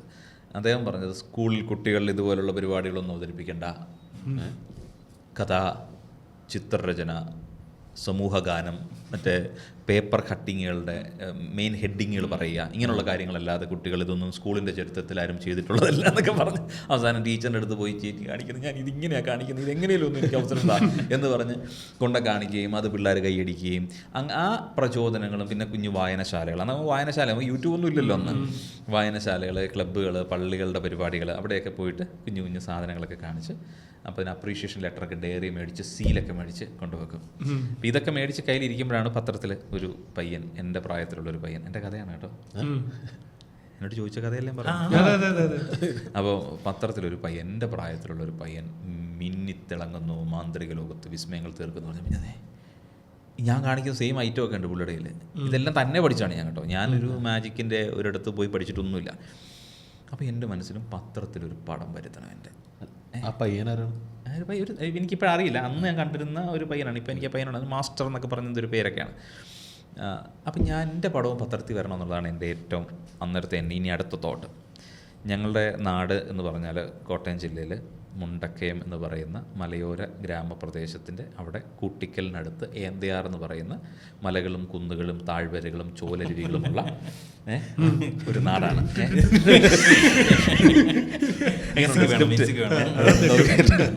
എഡിറ്റിൽ കേട്ട. അപ്പോൾ ആകെ ഞാൻ ഈ ചിന്തിക്കുന്ന സമയത്ത് ഒരു ബസ്സാണ് അവിടെ ഉള്ളത്. സനല എന്ന് പറഞ്ഞൊരു ബസ് മാത്രമാണ് ഉള്ളത്. 6:15 പോവും, വൈകിട്ട് 7:30 വരും. ഇതിനപ്പുറത്ത് ടാറ് പോലും ഇട്ടില്ലാത്ത ഈ റോട്ടിലിരുന്നാണ് പത്രത്തിൽ പടം വരണം എന്നുള്ള ആഗ്രഹം എനിക്കുള്ളത്. എല്ലാ ദിവസവും രാവിലെ ബഷീർക്ക പത്രം കൊണ്ടിടും. അപ്പം രാവിലെ ഞാൻ ഈ 5:30 എന്ന് പറയുന്ന സമയമൊന്നും ഞാൻ കണ്ടിട്ടില്ല. സാധാരണ സ്കൂളിൽ പഠിക്കുമ്പോഴും ആ സമയത്തൊന്നും എഴുന്നേറ്റ് പഠിച്ചിട്ടില്ല. ആവശ്യം എൻ്റെ ആയതുകൊണ്ട് 5:30 ഞാൻ കണ്ടു. അലാറമൊക്കെ വെച്ച് ബഷീർക്കയെ കണ്ട് പിടിച്ചു നിർത്തി, ബഷീർക്ക എൻ്റെ പടം ഒന്ന് പത്രത്തിലിട്ട് തരണം. എൻ്റെ പൊന്നടാവേ, ഇവിടെ ചരമക്കോളത്തിലൊക്കെ പടം ഇടാനായിട്ട് നമുക്ക് കിട്ടുന്നതല്ലാതെ ഈ അങ്ങനെയൊന്നും ഇടാൻ പറ്റത്തൊന്നുമില്ല. അതൊക്കെ അങ്ങ് കോട്ടയത്തൊക്കെ ചെന്നാലേ ഇതൊക്കെ പറ്റുള്ളൂ. വലിയ അതിൻ്റെ കോപ്പി നമുക്കതൊന്നും അറിയത്തില്ല. നമ്മളിവിടെ നിന്ന് അയച്ചു കൊടുക്കും, അത് അവരിടും. പിന്നെ ഈ മരം ഒടിഞ്ഞ് വീണു, കരണ്ട് ഉണ്ടാവില്ല, ഈ സാധനമൊക്കെയാണ് പുള്ളിക്കിടാൻ പറ്റുന്ന ആകെയുള്ള സെറ്റപ്പ്. തകർന്ന് നീ എന്നെ ഇനി ആരോട് ഞാൻ ചോദിക്കും? സ്കൂളിൽ ചെന്ന് ടീച്ചറിനോട് ചോദിക്കാൻ പറ്റില്ല. അപ്പനും അമ്മ ഓടിച്ച് മരത്തെ കയറ്റും. അപ്പം ഇത് ഇനി പറയാൻ പറ്റിയ വേറെ ആരും അവിടെ ഇല്ല. ഉള്ളിൽ അതിങ്ങനെ ഒതുക്കി പ്രീ ഡിഗ്രി പഠിക്കാൻ കാഞ്ഞിരപ്പള്ളിക്ക് പോയി. ഒറ്റ ലക്ഷ്യമുള്ളൂ, പുതിയ കുറേ ബന്ധങ്ങൾ ഉണ്ടാക്കണം. അപ്പോൾ അവിടെ ആരെങ്കിലും ഈ സ്ഥാപനങ്ങളിലുള്ള ആരെങ്കിലും എൻ്റെ കൂട്ടത്തിൽ പഠിക്കുന്നുണ്ടെങ്കിൽ ഇപ്പം ഞാൻ കൊമേഴ്സാണ് എടുത്തത്, ഇനി വേറെ എടുത്തവരുണ്ടെങ്കിൽ അവിടെയൊക്കെ ഇപ്പോൾ പരിചയപ്പെടുക എന്നുള്ളതാണ്. അങ്ങനെ അപ്പോൾ എൻ്റെ ക്ലാസ് തന്നെ ഒരുത്തനെ കിട്ടി. അവൻ പറഞ്ഞാൽ ഇവിടെ ലോക്കൽ പത്രമുണ്ട്, അപ്പോൾ അത് ഇന്നിടത്താണ്, ഇന്നതിൻ്റെ മുകളിലാണ് ഓഫീസ് ഇരിക്കുന്നത്, അത് ലോക്കൽ പത്രമാണ്, നീ അതിലാദ്യം കൊടുക്കുക, സെറ്റായതിനു ശേഷം വലിയ വലിയ പത്രത്തിലൊക്കെ പിന്നെ പോകല്ലോ. അത് നല്ലതാണ്, കാരണം ചെറുതിൽ വരാം, കാരണം ഞാൻ ആദ്യം തന്നെ ഓസ്കാർ പിടിക്കണ്ടല്ലോ. അങ്ങനെ ഈ പത്രസ്ഥാപനത്തിൽ ഞാൻ അപ്രീസിയേഷൻ ലെറ്റർ, പണ്ട് ഫിലിമിലെടുത്ത് സൈഡ് ഇങ്ങനെ ബ്ലറായി പോയിട്ട് മറ്റേ തമ്പ് കൊണ്ട് ഈർപ്പം വെച്ചിട്ടുള്ള ഫോട്ടോസ് ഇതെല്ലാം ആയിട്ട് കയറി ചെന്നു. അവിടെ ചെന്നപ്പം ഇതുപോലൊരു ടേബിളും ഒരു ചെറിയ ലോക്കൽ സെറ്റപ്പാണ്. ഈ ലോക്കൽ പത്രമാണ്, അതിനുള്ള സെറ്റപ്പേ ഉള്ളൂ. അപ്പം അവിടെ ബ്യൂറോ ചീഫിനെയാണ് ഞാൻ കാണുന്നത്. അവിടെ 2 പേരേ ഉള്ളൂ, എല്ലാവർക്കും ഡെസിഗ്നേഷനൊക്കെ ഉണ്ട്. അപ്പോൾ എൻ്റെ പേര് നിപിൻ നിരവത്ത് എന്നാണ്. ഞാനിങ്ങനെ മാജിക്കൊക്കെ ചെയ്യും. ഞാൻ ഒരുപാട് ഷോസൊക്കെ ചെയ്തിട്ടുണ്ട്. എൻ്റെ അപ്രീസിയേഷൻ ലെറ്റേഴ്സ് ആണെന്നൊക്കെ പറഞ്ഞ് ഇങ്ങനെ കാണിച്ചു. അപ്പോൾ ഇങ്ങനെ നോക്കും പള്ളിയിലെ അതേ ഇതെല്ലാം കുറേ എൻ്റെ ഫോട്ടോസൊക്കെ ഉണ്ട്. ഞാനിങ്ങനെ കണയാന്നൊക്കെ നിൽക്കുന്ന ഫോട്ടോസൊക്കെ ഉണ്ട്. ഇതെല്ലാം പുള്ളി കണ്ടിട്ട് പുള്ളി നാട്ടിൽ ഈ മാജിക്ക് കാണിക്കുന്നു പറഞ്ഞ് പത്രത്തിലിട്ടിട്ട് പത്രത്തിൽ എന്നെ ഗുണമായിരിക്കുന്നത് വല്ല റേപ്പ്, കൊലപാതകം, നല്ല രാഷ്ട്രീയ കലാപങ്ങൾ, ഇതൊക്കെയാണ് സെൻസേഷൻ. ഇതുപോലെ തൂള സാധനമായിട്ടൊക്കെ പഠിക്കടാ, പോയി പഠിക്കുന്ന സമയത്ത് പഠിക്കടാന്നൊക്കെ പറഞ്ഞിട്ട് എന്നെ അങ്ങ് ഇൻസൾട്ട്. ഞാൻ എൻ്റെ ശരിക്കും പറഞ്ഞാൽ ഒരു 6ാം ക്ലാസ് 7ാം ക്ലാസ് മുതലുള്ള ഒരു സ്വപ്നമാണ് പത്രത്തിലൊരു പടമിടുക. ഞാനിതിങ്ങനെ കോമഡിയായിട്ട് പറയുന്നുണ്ടെങ്കിലും എൻ്റെ ഉള്ളിലത് ഭയങ്കര പെയിനാണ്. കാര്യം ഞാനിതിപ്പം നാളെ ഇങ്ങ് വരും എന്നാണ് വിചാരിച്ചേക്കുന്നത്. ഇത് കൊണ്ട് കൊടുക്കുന്നു, പുള്ളി ഇത് കാണുന്നു. കാരണം അപ്രീസിയേഷൻ ലെറ്റർ സീലൊക്കെ അടിച്ച് ഓരോ അച്ഛന്മാർ, ഞാനൊക്കെ അത്ര വലുതായി കാണുന്ന പള്ളിയിലെ വികാരി അച്ഛനും ക്ലബിൻ്റെ സെക്രട്ടറിയൊക്കെ സൈൻ ചെയ്ത് തന്നതാണ്. എന്നെ സംബന്ധിച്ചാൽ അവരാണ് എൻ്റെ ലോകത്തെ ഏറ്റവും വലിയ ആൾക്കാർ. ഇതെല്ലാം വലിച്ചെറിഞ്ഞ് കഴിഞ്ഞപ്പോൾ ഈ പേപ്പറും ഒക്കെ പോയി ഫോട്ടോ എല്ലാം പോയി ഞാനതെല്ലാം പെറുക്കിയെടുത്ത്, കാരണം എൻ്റെ വിവരമില്ലായ്മയാണ് ഞാൻ അവിടെ പോയതും. ഞാനിതെൻ്റെ പടം ഇടാവോ എന്ന് ചോദിക്കുമ്പോൾ അയാൾ എൻ്റെ സെൻസിൽ എൻ്റെ പ്രായത്തിനനുസരിച്ച് പുള്ളി ചിന്തിച്ചിരുന്നെങ്കിൽ ആ കുഴപ്പമുണ്ടാവില്ലായിരുന്നു. ഞാൻ ഇതെല്ലാം വാരിക്കെട്ടി തിരിച്ചു പോയി. ശരിക്കും ഉള്ളിൽ കരയാം. ഞാൻ ബസ്സിൽ ഞങ്ങളുടെ വീട്ടിൽ ചെന്നു. ഈ സത്യം പറഞ്ഞാൽ ഭയങ്കരമായിട്ട് പെയിൻഫുള്ളായിട്ടൊരു മൊമെൻ്റാണ് അത്. ഞാനിപ്പോഴും ഓർക്കുമ്പോഴും എൻ്റെ കണ്ണിൽ വെള്ളം വരും. ഞാൻ അന്ന് ഭക്ഷണം കഴിച്ചില്ല. രാവിലെ എല്ലാവരും പള്ളിയിൽ പോയി, ഞാൻ പള്ളിയിൽ പോയില്ല. ഈ ഒരു 9-9:30 സമയമായപ്പോഴത്തേനും എൻ്റെ കൈകളുടെ ജോയിൻറ്റുകൾക്ക് വേദനയായി തുടങ്ങി. അതായത് നമ്മൾ മൂക്കയിലൊക്കെ വന്നിട്ടൊരു കൊതുകിരുന്നാൽ ഒരു 9 സെക്കൻഡ് 8 സെക്കൻഡ് എടുക്കും എനിക്ക് അവിടെ ഒരു എത്താൻ. അത്രയും ഡിലേ വരും. എന്നുവെച്ചാൽ എൻ്റെ കൈ അങ്ങനെ വർക്കാവുന്നില്ല. അപ്പോൾ ഇതൊരു ഉച്ചയ്ക്ക് 3 മണിയായ സമയത്ത് കംപ്ലീറ്റ് പാരലൈസ്ഡായി. കംപ്ലീറ്റ് ജോയിൻറ്റ്സ് കംപ്ലീറ്റ് പ്രോബ്ലമായിട്ട് എനിക്ക് അനങ്ങാൻ പറ്റാത്ത കണ്ടീഷനായി. വീട്ടുകാരെല്ലാം പിടിച്ച് കോട്ടയം മെഡിക്കൽ കോളേജിൽ ഡോക്ടർ ശർമ്മ എന്ന് പറയുന്ന ഡോക്ടറിൻ്റെ അടുക്കൽ കൊണ്ടുപോയി ചെക്ക് ചെയ്യുകയാണ്. Rheumatic arthritis. പെട്ടെന്നൊരു ദിവസം സംഭവിച്ചതാണിത്. ഇതിന് മുമ്പൊന്നും ഉണ്ടായിട്ടില്ല. അപ്പോൾ ഇന്ന് എനിക്കറിയാം 32 രൂപ വിലയുള്ള ഇൻഡോക്യാപ്പ് എന്ന് പറയുന്ന ഗുളികയും തന്ന് പ്രീ ഡിഗ്രി കട്ട് 6 മാസം വീട്ടിൽ പ്രാഥമിക കാര്യങ്ങളെല്ലാം വീട്ടുകാരെ ചെയ്യുന്നത്. അങ്ങനെ അവരുടെ സഹായത്തോടുകൂടി എനിക്ക് ജീവിക്കാൻ പറ്റുള്ളൂ. അപ്പം പുസ്തകങ്ങൾ, കാര്യങ്ങൾ, നോട്ടുകളൊക്കെ ഇവിടെ കിട്ടും. എനിക്ക് കൂട്ടുകാരൊക്കെ കൊണ്ടുതരും. അപ്പോൾ ഇങ്ങനെ ഇരിക്കുന്ന സമയത്താണ് നമ്മൾ കോളേജിലൊക്കെ പഠിക്കുമ്പോൾ ഈ ജാടയ്ക്ക് നല്ല ഇംഗ്ലീഷ് മാഗസിൻസിൻ്റെ പേജൊക്കെ പൊളിച്ചിട്ടാണ് അന്ന് കൊണ്ടുപോയി. കാരണം ഈ ബ്രൗൺ പേപ്പർ പരിപാടി നമുക്ക് പറ്റത്തില്ല. നമ്മൾ കോളേജിലൊക്കെ പഠിക്കുമ്പോൾ കുറച്ച് സ്റ്റൈലാണ്, സ്കൂളിലെ ബ്രൗൺ പേപ്പർ. അപ്പോൾ ഈ ബുക്കിൽ കിടക്കുന്ന ഒരു വാക്കാണ് ഞാൻ ആദ്യം നമ്മളോട് പറഞ്ഞത്, നോർമൽ ഈസ് ബോറിങ്. മനസ്സിലായില്ലേ? ഇതിൻ്റെ കവറിൻ്റെ പറഞ്ഞു. അപ്പം ഞാൻ സ്ഥിരമായി കണ്ടുകൊണ്ടിരുന്ന, ഞാൻ ചെയ്തുകൊണ്ടിരുന്ന മാജിക്കുകളൊന്നും എല്ലാവരും ചെയ്യുന്ന കാര്യമാണ്. അപ്പം അതാണ് normal is boring. Something different ആണെങ്കിൽ മാത്രമാണ് നമ്മളെ മറ്റുള്ളവർ അറിയുള്ളൂ, നമ്മൾ മറ്റുള്ളവർ. അപ്പോൾ അങ്ങനെ ചിന്തിക്കാനുള്ളൊരു തോട്ട് എനിക്ക് ആ ബുക്കിൻ്റെ കവർ ഇത്രയും കാലം ചുവന്നു നടന്നിട്ട് എനിക്ക് കിട്ടിയിട്ടില്ല. ഞാനവിടെ കിടന്നപ്പോഴാണ് എനിക്ക് കിട്ടിയത്. അപ്പോഴാണ് നമ്മുടെ വീട്ടിൽ TV ഒക്കെ വരുന്നു. അപ്പനൊരു TV മേടിച്ച് വെക്കുന്നു. ഇപ്പോൾ ഡിഷ് ആൻറ്റിനെയാണ് ആ സമയത്ത്. ഇപ്പോൾ ഏഷ്യാനെറ്റ് എന്ന് പറഞ്ഞൊരു സാധനം ഇങ്ങനെ ഒരു കമ്പി പോലത്തെ, അത് കണ്ടിട്ടുണ്ടോയെന്ന് എനിക്കറിയത്തില്ല, നിങ്ങളുടെ ജനറേഷൻ ഉണ്ടോയെന്ന് എനിക്കറിയില്ല. അല്ല, ഡിഷല്ല, ഏഷ്യാനെറ്റ് തുടങ്ങുന്ന സമയത്ത് ഒരു ഇത്രയും വട്ടമുള്ളൂ, അതിന് മണ്ടന്ന് ഒരു കമ്പി ഇങ്ങനെ പോയിട്ട് ഇങ്ങനെ പിരിവിരാന്നൊരു സാധനം ഉണ്ടാവും. അത് മാത്രമായിട്ട് ഏഷ്യാനെറ്റ് എന്ന് പറഞ്ഞിട്ട് അതിൻ്റെ പേര് അങ്ങനെ ആയിരുന്നു, എനിക്കറിയില്ല വേറെ എന്തെങ്കിലും. ഇത് പിന്നെ വലിയ ഡിഷ് TV. അപ്പം ഈ ഡിഷ് ഞങ്ങൾ വാങ്ങിച്ചു. എനിക്കൊന്ന് ആ പ്രദേശത്ത് ആ സമയത്ത് ഞങ്ങളുടെ വീട്ടിൽ മാത്രമേ വലിയ ഡിഷ് ഉള്ളായിരുന്നു. അപ്പം മേടിച്ചപ്പോൾ കാര്യമായിട്ട് അങ്ങ് മേടിച്ചു. പക്ഷെ ഇത് ഓരോ ഡയറക്ഷനിലും പോയിട്ട് ഇങ്ങനെ തിരിച്ചാലും ഓരോ ചാനൽ കിട്ടുള്ളൂ. കിരൺ TV അവിടെ ഇരിക്കുമ്പോൾ സൂര്യ വേറെ ആയിരിക്കും. അപ്പോൾ നമ്മുടെ പ്രായത്തിനനുസരിച്ചിട്ട് പ്രീ ഡിഗ്രിക്കാരന് എനിക്ക് ഈ മലയാളം ചാനലുകൾ കാണുന്നതിനോട് വലിയ താല്പര്യമില്ലാത്തതുകൊണ്ട് രാത്രി കാലങ്ങളിൽ ഡയറക്ഷൻസ് മാറ്റി FTV വരെ പോകണമെന്നല്ലേ. അന്ന് ഇതൊന്നും പേ ചാനലുകളല്ല. നക്ഷത്രങ്ങളൊക്കെ നോക്കി അമേരിക്ക വാന നിരീക്ഷകനെ പോലെ വളരെ ശാസ്ത്രീയമായ കാര്യങ്ങൾ ഇതിനെല്ലാം. ഇത് പിരിക്കുന്നതിന് അളവ് എന്നാണെന്നറിയോ? ഈർക്കിലിയാണ്. ഈർക്കിലില്ലേ, ഈർക്കിലിയുടെ അളവിലാണ് ഹോം TV. ഇതാണ് ഹോം TV. ഇത് കറക്കി അതെ കറച്ച് മുട്ടിച്ചാൽ ഹോം TV ആണ്. ഇത് കറക്കിയിട്ട് താഴെ ഞാൻ വന്ന് നോക്കിയാൽ ഇത് കറക്റ്റ് ആവത്തുള്ളൂ. പിടിയിട്ടില്ല. അപ്പം അനിയന്മാരുള്ളപ്പോൾ പകൽ വെച്ച് ഇതിൻ്റെ അളവെല്ലാം കറക്റ്റ് ചെയ്ത് വെച്ചിട്ട് ഈർക്കിൽ ഒടിച്ച് റെഡിയാക്കി ഞാൻ മാറ്റി വെച്ചിട്ടുണ്ടാവും. ഓരോ ഈർക്കിലും ഓരോ ചാനലാണ്. അല്ല, ഇതറിയാൻ പറ്റില്ലല്ലോ, വീടിൻ്റെ പരപ്പുറത്തല്ലേ ഇരിക്കുന്നത്. അപ്പോൾ അങ്ങനെ കറക്കിയ സമയത്താണ് ഹോം TV എന്ന് പറഞ്ഞൊരു ചാനൽ കിട്ടി, ഒരു കിഡിലൻ ചാനൽ. അതിനകത്തുള്ളത് David Copperfield, Penn and Teller, Paul Daniel, hypnotism based ആയിട്ടുള്ള ഷോകൾ, ഇങ്ങനത്തെ സർക്കസുകൾ, ഇത് മാത്രമേ അതിനകത്തുള്ളൂ. ഇത് ഇങ്ങനെ റിപ്പീറ്റ് അടിച്ചുകൊണ്ടിരിക്കുക. അപ്പോൾ ഇത് കണ്ടു കഴിഞ്ഞപ്പോഴാണ് ഞാൻ ഇത്രയും കാലം കണ്ടിട്ടുള്ള മാജിക്കോ മനസ്സിലാക്കിയിട്ടുള്ള മാജിക്കുകളോ ഒന്നും അല്ല, ഇത് വേറെ സാധനം ഉണ്ട്, ഇത്രയും കണ്ടതൊക്കെ വെറും പൊട്ടയാണ് എന്നുള്ളൊരു തോട്ട് എനിക്ക് വരികയും ഇതുപോലാകണം, ഇത് പഠിക്കണം എന്നുള്ളൊരു ചിന്ത തലയിൽ കയറുകയൊക്കെ ചെയ്തു. അപ്പം ഇതൊക്കെ ഈ കിടക്കുന്ന സമയത്താണ്, വയ്യാണ്ടായിട്ട് കിടക്കുന്ന സമയത്താണ് ഇതൊക്കെ കാണുന്നത്. അപ്പോൾ അനിയന്മാരെ വെച്ചിട്ട് തിരിപ്പിക്കും, എന്നിട്ട് ഇത് കാണും. അപ്പം ഇത് നമുക്ക് എത്തിക്കലായിട്ട് കാണാൻ പകലും രാത്രിയിലും എപ്പോഴും നമുക്കിത് കാണാം. മറ്റു സാധനങ്ങളൊന്നും കാണുന്നത് വേണ്ടത്, കാരണം എനിക്ക് താല്പര്യം ഇതിലേക്കായി. അപ്പോൾ പിന്നീട് ഞാൻ എറണാകുളത്തേക്ക് പഠിക്കാൻ വരുന്നു. എൻ്റെ രോഗമൊക്കെ ശരിയായി, പ്രീ ഡിഗ്രിയൊക്കെ എഴുതി പാസ്സായി. എറണാകുളത്ത് ഗ്രാഫിക് ആർട്ട് കമ്മ്യൂണിക്കേഷൻ ടെക്നോളജി പഠിക്കാൻ വന്നു. അപ്പോൾ എനിക്ക് പണ്ട് മുതലേ വരകളോടും അങ്ങനത്തെ സംഭവങ്ങളോടൊക്കെ ഒരു താല്പര്യം ഉണ്ടായിരുന്നു. അങ്ങനെ പഠിക്കാൻ വരുന്നു. അപ്പോൾ ഞാൻ വീട്ടിലൊക്കെ ചോദിച്ചു കഴിഞ്ഞാൽ ഇതൊന്നും പഠിക്കണമെന്ന് പറഞ്ഞ് വീണ്ടും ഓടിച്ച് മരത്തെ കയറ്റും. അതുകൊണ്ട് ഞാനിവിടെ വർക്കി സൂപ്പർ മാർക്കറ്റ്, എറണാകുളത്ത് എനിക്ക് തോന്നുന്ന കേരളത്തിലെ ആദ്യത്തെ സൂപ്പർ മാർക്കറ്റാണ് വർക്കി സൂപ്പർ മാർക്കറ്റ്. അപ്പോൾ ഞാനവിടെ പാർട്ട് ടൈമായിട്ട് വൈകുന്നേരം 6 തൊട്ട് 10 മണി വരെ ജോലി ചെയ്യും. ഒന്നുമില്ല, കവറിട്ട് കൊടുക്കാൻ നിൽക്കുന്ന പയ്യനാണ്. പല സിനിമാക്കാരും എൻ്റെ കവറുകളിൽ വാങ്ങിയിട്ട് പോയിട്ടുണ്ട് ആ സമയത്ത്. അവരന്ന് അപ്കമിങ് ആർട്ടിസ്റ്റുകളാണ് കേട്ടോ, ഇന്നൊക്കെ വലിയ താരങ്ങളായി. അപ്പോൾ എനിക്ക് 500 രൂപ കിട്ടും, എല്ലാ മാസം 500 രൂപ കിട്ടും. ഈ 500 രൂപ എനിക്ക് ഭയങ്കര കൂടുതലാണ്. ഈ 500 രൂപ കൊണ്ട് ഞാൻ അന്നേരമാണ് ഈ ഹോട്ട്മെയിൽ, യാഹൂ, ഗൂഗിളൊക്കെ അങ്ങോട്ട് തുടങ്ങി പരിപാടി അങ്ങ് തുടങ്ങുന്നുള്ളൂ. ഗൂഗിൾ അന്ന് അത്ര കളർഫുൾ ഇല്ല. അപ്പോൾ ഞാൻ പുറത്തുള്ള മാസ്റ്റേഴ്സിനെയൊക്കെ കണ്ടെത്താൻ ശ്രമിച്ചു. മെയിലുകൾ അയക്കുന്നു, ബുക്കുകളൊക്കെ വരുത്തുന്നു. കുറേ കാശൊക്കെ പോയി പറ്റിച്ചുകൊണ്ട് പോയ ആൾക്കാരുണ്ട്. ഇതെല്ലാം അപ്പോൾ അതൊക്കെ ഇരുന്ന് വായിച്ചും മനസ്സിലാക്കിയും പഠിച്ചും ഒക്കെ പുതിയ സാധനങ്ങൾ വർക്ക് ചെയ്യാൻ തുടങ്ങി. ഇപ്പോൾ നാഷണൽ എയ്ഡ്സ് കൺട്രോൾ ഓർഗനൈസേഷൻ്റെ കീഴിൽ PSI, പോപ്പുലേഷൻ സർവീസ് ഇൻ്റർനാഷണൽ എന്ന് പറയുന്ന ഒരു സംഘടന, ഒരു കേന്ദ്ര ഗവൺമെൻറ് പ്രോജക്റ്റാണ്. അവർ ഈ എയ്ഡ്സ് ബോധവൽക്കരണത്തിൻ്റെ ഭാഗമായിട്ട് ഒരു പ്രോഗ്രാം സംഘടിപ്പിക്കുന്നു. അതിൽ എന്നെയും കൂടി അതിനകത്ത് ഉൾപ്പെടുത്തി. എന്താണെന്ന് മാജിക് കാണിച്ച് ഈ ട്രക്ക് ഡ്രൈവേഴ്സ് അങ്ങനെയുള്ള സ്ട്രീറ്റ് പെർഫോമൻസിന് വേണ്ടിയിട്ട് എന്നെ അവരുപയോഗിക്കുന്നു. ക്ലാസ് എടുക്കാൻ ഒരാളുണ്ടാവും. അതിൻ്റെ ഈ എയ്ഡ്സ് ബോധവൽക്കരണത്തിന് കുറേ ഡെമോൺസ്ട്രേഷൻസ് കാര്യങ്ങളൊക്കെ ഉണ്ട്. ഡെമോൺസ്ട്രേഷൻ എന്ന് പറഞ്ഞാൽ അങ്ങനത്തെ അല്ല, ഈ കാര്യങ്ങളൊക്കെ കുറച്ച് മനസ്സിലാക്കി കൊടുക്കണമല്ലോ.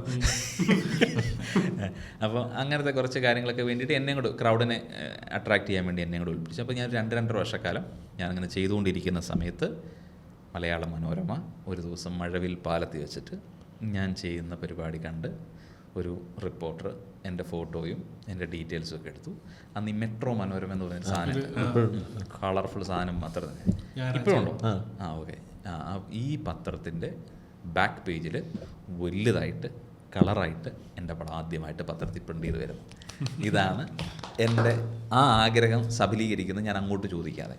നമ്മളാണ് ഇവിടെ നിർത്തും, പത്രത്തിൽ വന്ന് കഴിഞ്ഞു സഫലം. അപ്പോൾ ആഗ്രഹങ്ങൾ ഇനി കൂടിയേ. ഈ പത്രമല്ല, ഇനി വേറെ പത്രത്തിൽ വരണം, ഇംഗ്ലീഷ് പത്രത്തിൽ വരണം, ഇങ്ങനെയൊക്കെയുള്ള ആഗ്രഹങ്ങൾ പിന്നീട് ജനിക്കുന്നു. ഞാൻ പറയട്ടെ, അന്ന് 10 രൂപയേ ഉള്ളൂ. പിന്നെയുള്ളത് ചാനലാണ്. പിന്നെ ചാനലിനകത്ത് വരണം എന്നുള്ളതാണ് പിന്നെ ഒരു അങ്ങനെ ഏഷ്യാനെറ്റിനകത്താണ് എൻ്റെ പ്രോഗ്രാം ആദ്യത്തെ സ്ട്രീറ്റ് പെർഫോമൻസ് എൻ്റെയാണ് വരുന്നത്. വേറെ ആ സമയത്ത് മുതുകാട് സാറുണ്ട്, സാംരാജ് സാറുണ്ട്. സ്ട്രീറ്റ് പെർഫോമൻസ് എൻ്റെയാണ് വരുന്നത് ആദ്യം ഏഷ്യാനെറ്റ്. ഒരു 11 എപ്പിസോഡ് വരെ ചെയ്തു. അപ്പം അത് ട്രിവാൻഡ്രത്തായിരുന്നു. ഞാൻ ഇതിനു വേണ്ടി ട്രിവാൻഡ്രത്തേക്ക് എൻ്റെ ജീവിതം മാറ്റി, കൊച്ചിയിൽ നിന്ന് ട്രിവാൻഡ്രത്തേക്ക്. കാരണം അവിടെ ഉള്ള പേയാടാണല്ലോ ഏഷ്യാനെറ്റ് ഉള്ളത്. അപ്പോൾ ഏഷ്യാനെറ്റ് 2 ടാർജറ്റ്. അങ്ങനെ ഞാൻ അവിടെ പോകുന്നു, കവടിയാറ് ജീവിക്കുന്നു. അപ്പോൾ ഈ ഗ്രാഫിക് ആർട്ട് കമ്മ്യൂണിക്കേഷൻ ടെക്നോളജി ഉള്ളതുകൊണ്ട് ഞാനൊരു advertisement and event management company ഒരു രാജേഷ് ഏട്ടനും ഞാനും കൂടെ ചേർന്നിട്ട് ഒരു പാർട്ണർഷിപ്പിൽ ഒരു ബിസിനസ് അവിടെ സ്റ്റാർട്ട് ചെയ്യുന്നു. തല മുഴുവൻ അതിലേക്കാണ്. പക്ഷേ ഇത് സർവൈവ് ചെയ്യാനുള്ള കാര്യങ്ങളാണ്. ഇത് വീട്ടുകാരുടെ സഹായത്തോടെ അല്ല ജീവിക്കുന്നത്. നമ്മൾ ഫുഡ് കഴിക്കണമെങ്കിൽ നമ്മൾ തന്നെ പണിയെടുക്കണമല്ലോ. അപ്പം അങ്ങനെ ഒരു അഡ്വർടൈസ്മെൻറ്റ് ആൻഡ് ഇവൻറ്റ് മാനേജ്മെൻറ്റ് സംഭവം വർക്ക് ചെയ്യുന്നു. അതോടൊപ്പം എൻ്റെ ഷോസ് സൈഡിൽ കൂടെ ഞാൻ അടിച്ചു തുടങ്ങും. ഫൈനലി ഒരു ടൈമിൽ കൃത്യമായൊരു ബോധോദയം, പിന്നെ ബുദ്ധനുണ്ടായെന്ന് പറയുന്ന പോലെ കംപ്ലീറ്റ് ചെയ്യാൻ എല്ലാം അങ്ങ് ഡ്രോപ്പ് ചെയ്തു. ഷോസിലേക്ക് വീണ്ടും തിരികെ കൊച്ചിയിലേക്ക് വരുന്നു. 0-ൽ കൊച്ചിയിൽ വരുന്നു. ഇവിടെ വന്ന് ഇവൻറ്റ് മാനേജേഴ്സിനെ മറ്റു കാര്യമൊക്കെ മീറ്റ് ചെയ്യുന്നു. ഷോസിനെ കുറിച്ച് സംസാരിക്കുന്നു. പരിപാടികൾ പതിയെ വന്ന് ഷോസായി. ആദ്യ വിദേശ യാത്ര. അപ്പോൾ പല ആൾക്കാരും പല കാര്യങ്ങളാണ്. പത്രത്തിൽ പടം വരുന്നു, ടെലിവിഷനിൽ ഷോ ചെയ്യുന്നു, അവിടെ ഇൻ്റർവ്യൂസ്. അന്ന് ഈ ചാനലിൽ ഇൻ്റർവ്യൂസ്, യൂട്യൂബ് പരിപാടിയൊന്നും ഇല്ലല്ലോ. അങ്ങനെയൊക്കെ സാധനങ്ങൾ വരുന്ന സമയത്ത് ഒരുപാട് ആർട്ടിസ്റ്റുകൾ പുറത്തേക്ക് പോകുന്നുണ്ട്. അപ്പോൾ എന്നോട് പല ആൾക്കാരും നാട്ടിൽ ചെന്നിട്ട് നീ ഒന്ന് പുറത്തൊന്നും പോകത്തൊന്നുമില്ല, നിങ്ങൾക്ക് ഇങ്ങനെ ആ കലാകാരന്മാർക്ക് പുറത്തൊക്കെ പോകാമല്ലോ എന്ന് ചോദിച്ചു. ഞാനിത് കേൾക്കുമ്പോഴത്തേക്കും നമുക്ക് ഇങ്ങോട്ട് ഒന്നും നടക്കുന്നില്ല. അടുത്ത ആഗ്രഹത്തിൻ്റെ സാധനമാണ്. ഞാനിങ്ങനെ ആഗ്രഹിക്കുമ്പോൾ ഇത് സംഭവിക്കുന്ന ഒരു മാജിക്കലാണോ അല്ലയോ എന്ന് ചോദിച്ചു കഴിഞ്ഞാൽ അത് എൻ്റെ ആഗ്രഹം അവിടെ എത്തുന്നു എന്നുള്ളതാണ്. ഫസ്റ്റ് ഞാൻ വിദേശയാത്ര നടത്തുന്ന അമേരിക്കയിലാണ്.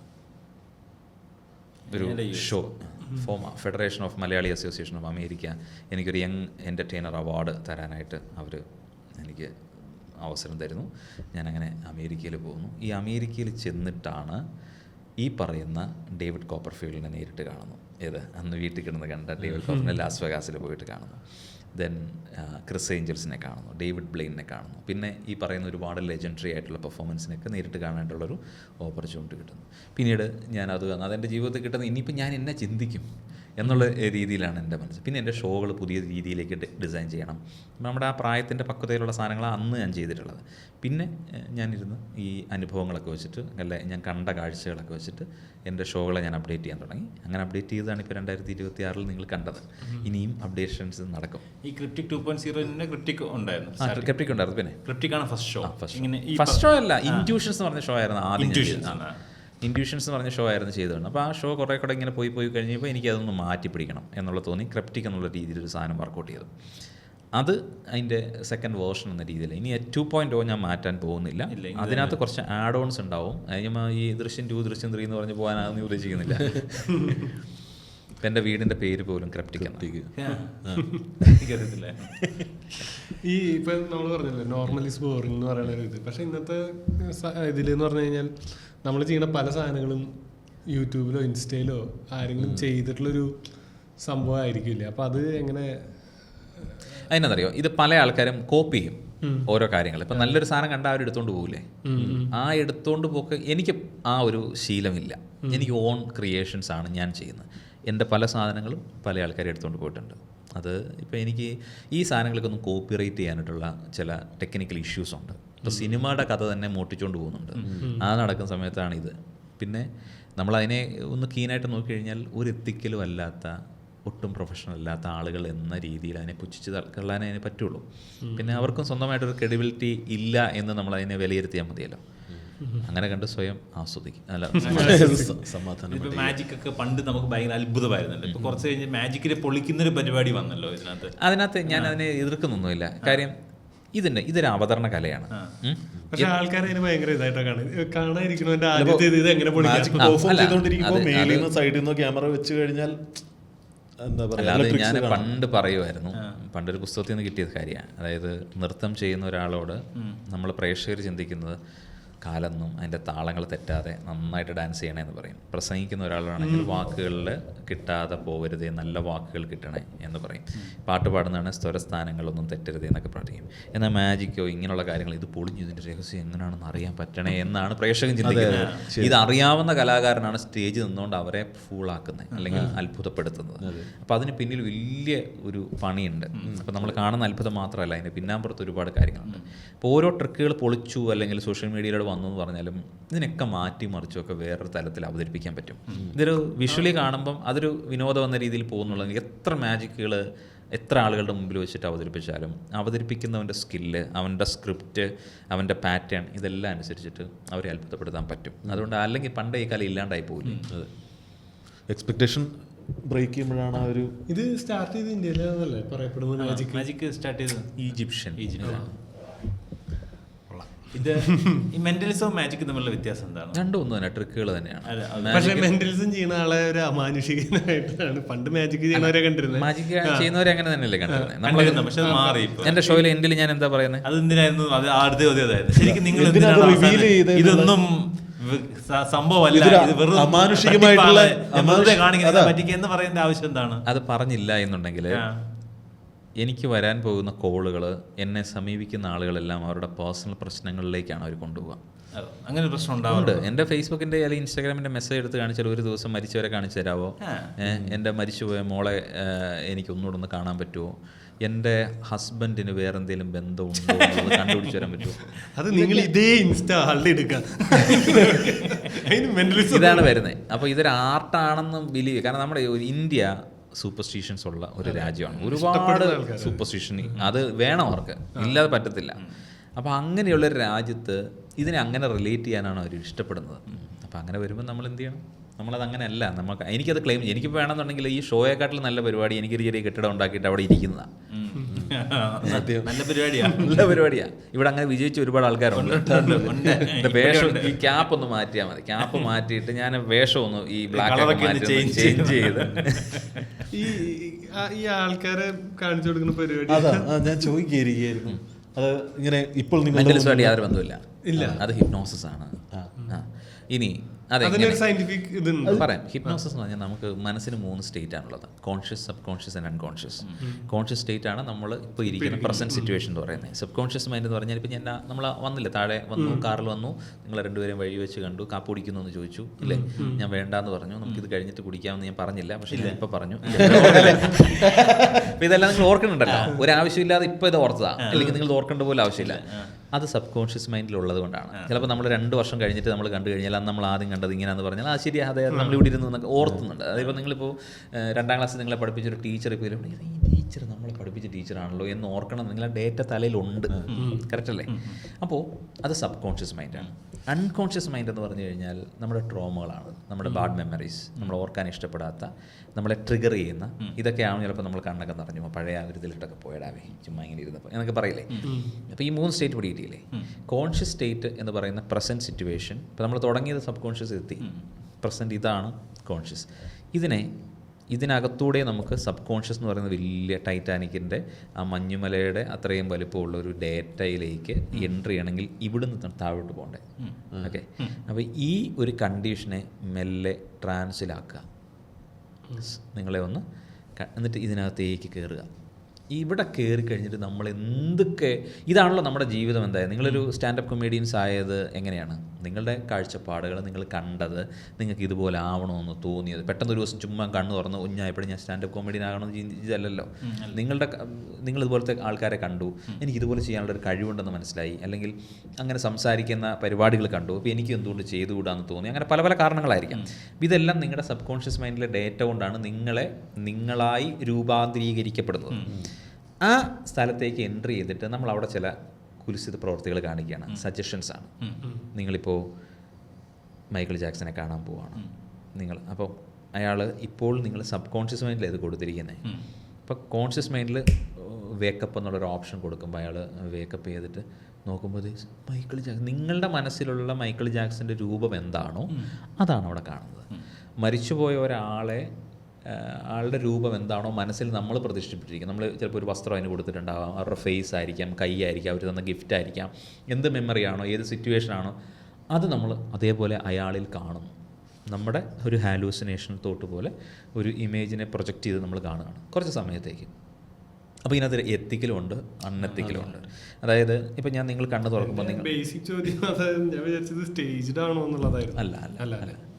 ഇത് ശരിക്കും പറഞ്ഞ കോമഡി ഷോ പോലെയാണ്. വെഗാസിൽ 1000 പേരടങ്ങുന്ന ഒരു ഹിപ്നോസിസ് 800 പേരടങ്ങുന്ന ഒരു ഹിപ്നോസിസ് ഷോയ്ക്ക് ഞാൻ പോയി. അതിൽ 40 പേരെ സ്റ്റേജ് കയറ്റി കസേര എഴുതും. എന്നിട്ട് അവർ ഹിപ്നോസിസിൻ്റെ സജഷൻസ് കാര്യങ്ങളൊക്കെ കൊടുത്തിട്ട് കുറച്ച് ആൾക്കാർ വർക്കൗട്ട് ആവില്ല, അവരെങ്ങനെ ഇലിമിനേറ്റ് ചെയ്യും. ഇലിമിനേറ്റ് ചെയ്ത് വിട്ട് കഴിയുമ്പോൾ ലാസ്റ്റ് ഒരു 10-22 പേരുണ്ടാവും. ഈ 22 പേരെ വെച്ച് 45 മിനിറ്റ് കോമഡി ഷോ ആണ്. കോമഡി ഷോ എന്താണെന്ന് വെച്ച് കഴിഞ്ഞാൽ ഇവരെ കൊണ്ട് കളിപ്പിക്കും. ഇപ്പം നിങ്ങൾക്ക് 3 വയസ്സേ ഉള്ളൂ എന്ന് പറഞ്ഞു കഴിഞ്ഞാൽ ഓട്ടോമാറ്റിക്കലി ഇയാളുടെ 3ാമത്തെ വയസ്സിലുള്ള എങ്ങനെയാണോ അയാൾ സംസാരിക്കുന്നത്, എന്തൊക്കെ ആക്ടിവിറ്റിയാണോ ഉള്ളിൽ ചെയ്തത്, അത് അവിടെ കാണിക്കും. ജനം ഇരുന്നങ്ങ് ചിരിച്ചങ്ങ് ചാവും. ഹിപ്നോസിസ് ഷോ എന്ന് പറയുന്നത് പിടിയോ. മൂൺവാക്കൊക്കെ ഉണ്ട്, വലിയൊരു അമ്മച്ചിയെ കൊണ്ട് മൂൺവാക്കൊക്കെ ചെയ്യിപ്പിച്ച്. അപ്പം ഇത് നമ്മൾ കേട്ടപ്പോൾ തന്നെ ചിരി വന്നില്ലേ, അത് ഭീകരമാണ് ലൈവായിട്ട് കാണുമ്പോൾ. അപ്പോൾ ഇങ്ങനെ കുറേ സാധനങ്ങൾ ചെയ്യുന്ന ഒരു എൻ്റർടൈൻമെൻറ്റ് ഷോയാണ്. അപ്പോൾ ഇവിടെ അൺഎത്തിക്കലായിട്ടുള്ള കുറച്ച് കാര്യങ്ങളെന്ന് വെച്ചാൽ, ഞാൻ പറയട്ടെ, നിങ്ങൾ കണ്ണ് തുറന്ന് ഹിപ്നോട്ടിക് ട്രാൻസിൽ നിന്ന് നിങ്ങൾ കണ്ണ് തുറന്ന് നോക്കുമ്പോൾ നിങ്ങളുടെ കയ്യിൽ നിറയെ പൂമ്പാറ്റകളാണ്. ഇവിടെ നല്ല കളർഫുള്ളായിട്ടുള്ള ഒരുപാട് പൂക്കളാണ് എന്ന് പറയുമ്പോൾ നിങ്ങൾക്ക് കിട്ടുന്ന സന്തോഷം ഭയങ്കരമാണ്. എന്നാൽ നിങ്ങളുടെ കയ്യിലിരിക്കുന്നത് നിങ്ങളുടെ ഹൃദയം കിടന്ന് തുടിച്ചുകൊണ്ടിരിക്കുകയാണ് എന്ന് പറയുമ്പോൾ നിങ്ങൾക്ക് കിട്ടുന്ന സന്തോഷമാണോ? നിങ്ങൾക്ക് ഉണ്ടാകുന്ന ഒരു അത് ട്രോമയിലോട്ടാണ് നിങ്ങൾ പോകുന്നത്. മരിച്ചയാളെ കാണിച്ചു കൊടുക്കുക എന്ന് പറയുമ്പോൾ ആ സമയത്ത് അയാളോട് പെരുമാറേണ്ട അല്ലെങ്കിൽ അയാൾക്കോട് കാണിക്കുന്ന ഒരു ഇമോഷൻ സാധനമുണ്ട്. അതുപോലെ വന്നു കഴിഞ്ഞാൽ പിന്നീട് ഇവർക്ക് കൃത്യമായിട്ട് ഈ ട്രാൻസിൽ നിന്ന് പുറത്തു പോകാൻ പറ്റിയില്ല എന്നുണ്ടെങ്കിൽ അവർക്കുണ്ടാകുന്ന ബുദ്ധിമുട്ടുകൾ നല്ലൊരു ക്ലിനിക്കൽ സൈക്കോളജിൻ്റെ അടുത്ത് പോയി തെറാപ്പി എടുക്കേണ്ടതായിട്ട് വരും. ഇനി അവിടെ വർക്കൗട്ട് ആയില്ലെങ്കിൽ സൈക്കാട്രിസ്റ്റിൻ്റെ ഹെൽപ്പ് വേണ്ടി വരും. എന്തിനാണ് ആവശ്യമില്ലാത്ത പണിക്ക് പോകുന്നത്? ഇത് റീച്ച് ഉണ്ടാക്കാൻ വേണ്ടി ഉണ്ടാക്കുന്ന പരിപാടി മാത്രമാണ്. ഇതിപ്പോൾ എല്ലാവരിലും വർക്കാവുന്ന ഒരു സാധനമല്ല. എല്ലാവരിലും വർക്കാവില്ല. ട്രാൻസിലാവാൻ അയാളും കൂടെ തയ്യാറാവണം. അല്ല ചുമ്മാ ഇങ്ങനെ കാണിച്ചാൽ അങ്ങ് ഉറങ്ങിയൊന്നും ആരും ലോകത്ത് പോകില്ല. അങ്ങനെ പിന്നെ ചുമ്മാ പോയിട്ട് അങ്ങ് ഞൊട്ടിയാൽ പോലെ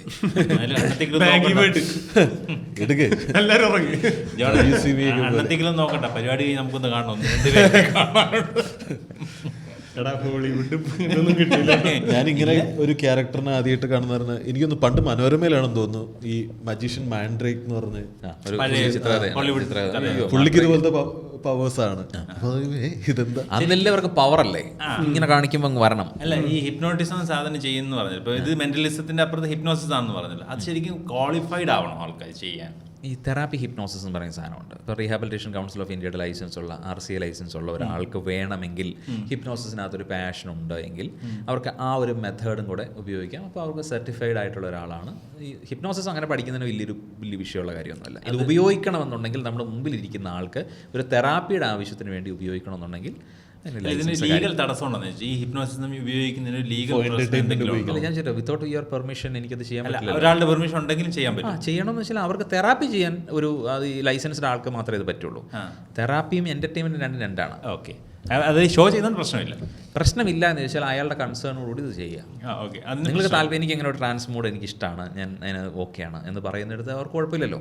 കൃത്യമായി അത് ആരെടുക്കലാണ് ചെയ്യുന്ന ആൾക്ക് ഈ പണി അറിയാവുന്ന ആളാണോ നമുക്കറിയാൻ പറ്റത്തില്ല. അല്ല, അത് അങ്ങനെ ഇതിനകത്തെ പ്രശ്നങ്ങൾ അതൊക്കെയാണ് കിടക്കുന്നത്. ശരിക്കും നിവിൻ ബ്രോ എന്തെങ്കിലും കോഴ്സസോ അല്ലെങ്കിൽ സർട്ടിഫിക്കറ്റ് കൊണ്ടൊന്നും ഒരു കാര്യമില്ല, എക്സ്പീരിയൻസ് കൊണ്ടാണ് കാര്യം. അതിപ്പോ ഡോക്ടർ അങ്ങനെ തന്നെയാണ്. എല്ലാ ഡോക്ടർമാർക്കും സർട്ടിഫിക്കറ്റ് ഉണ്ട്. പക്ഷേ നമ്മളെല്ലാവരും നല്ല ഡോക്ടേഴ്സും ഏത് പ്രൊഫഷൻ എടുത്താലും അങ്ങനത്തെ ആൾക്കാർ അങ്ങനെ തന്നെയാണല്ലോ. സർട്ടിഫിക്കറ്റും ഇല്ല. ശരി, നമുക്ക് ഡോക്ടറിലേക്ക് എത്തി.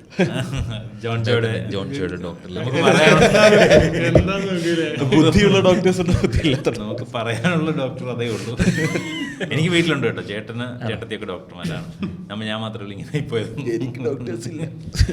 അല്ല, നിപിൻ ബ്രോയുടെ കരിയറിന്റെ ഏതെങ്കിലും സ്റ്റേജിൽ ഇതുപോലെ ഹിപ്നോസിസ് ചെയ്യേണ്ടി വന്നിട്ടുണ്ടോ, അല്ലെങ്കിൽ ചെയ്തിട്ട് ഇതുപോലെ എന്തെങ്കിലും വള്ളികൾ?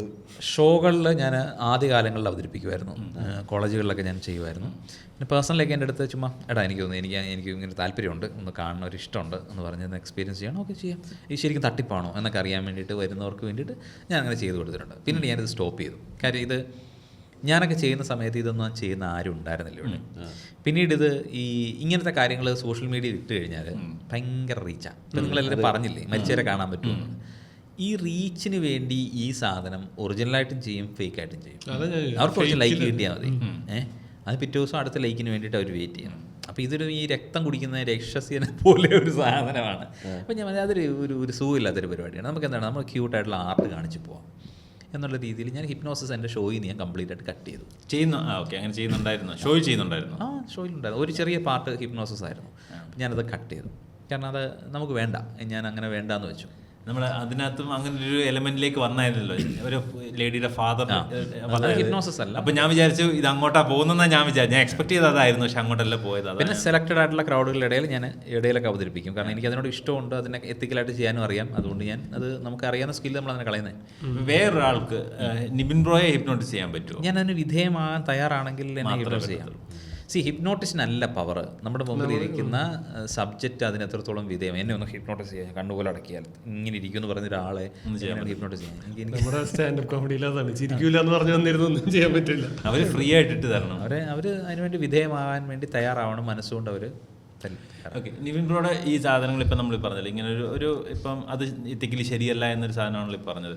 ശരിക്കും നിവിൻ ബ്രോ ഇങ്ങനെ കുറേ വീഡിയോസ് ഞാൻ കണ്ടിട്ടുണ്ട്, നിങ്ങൾ കുറേ കാര്യങ്ങൾ ഇങ്ങനെ സംസാരിക്കുന്നത്. ശരിക്കും നിങ്ങൾ മെൻ്റലിസ്റ്റ് ആണ്, ബട്ട് ഒരു സോഷ്യലി കമ്മിറ്റഡ് ആയിട്ടുള്ള ചില കാര്യങ്ങൾ ഒപ്പീനിയൻ പറയുന്നതൊക്കെ ഞാൻ ശ്രദ്ധിച്ചിട്ടുണ്ട്. ശരിക്കും അത് ആൾക്കാർ ചോദിച്ചിട്ടുണ്ട്, ഇയാൾ മെൻ്റലിസം ചെയ്താൽ പോരെ, ഇയാൾക്ക് ഇങ്ങനെ പറയേണ്ട കാര്യമുണ്ട്, ഇയാളുടെ പണി ഇതായിട്ട് ഇവിടെ അദ്ദേഹത്തിന്റെ ചോദ്യമാണ്. ഇത് ചെയ്യാൻ വേറെ ആൾക്കാരില്ലേ? അനീസിന്റെ ചോദ്യമാണ് അത്. ഇങ്ങനെ നാളെ പോലെ ഞാനത് അങ്ങനെ നിർത്തിക്കോളാം. എനിക്കത് ആഗ്രഹം എന്താണ് അതിന്റെ റീസൺ? എന്താ? നമുക്കിപ്പോൾ എല്ലാ 360 ദിവസം ഷോസ് ഒന്നും ഇല്ലല്ലോ.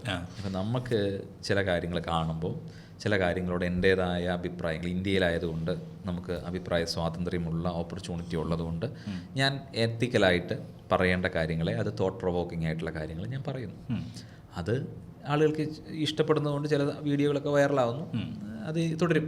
കാര്യം നമുക്ക് പ്രതികരണശേഷിയുള്ളിടത്ത് ആരെയും വേദനിപ്പിക്കാതെ കാര്യങ്ങൾ പറയുക, ഡയറക്റ്റായിട്ടോ ഇൻഡയറക്റ്റായിട്ടോ പറയേണ്ട രീതിയിൽ പറഞ്ഞു പോകുക.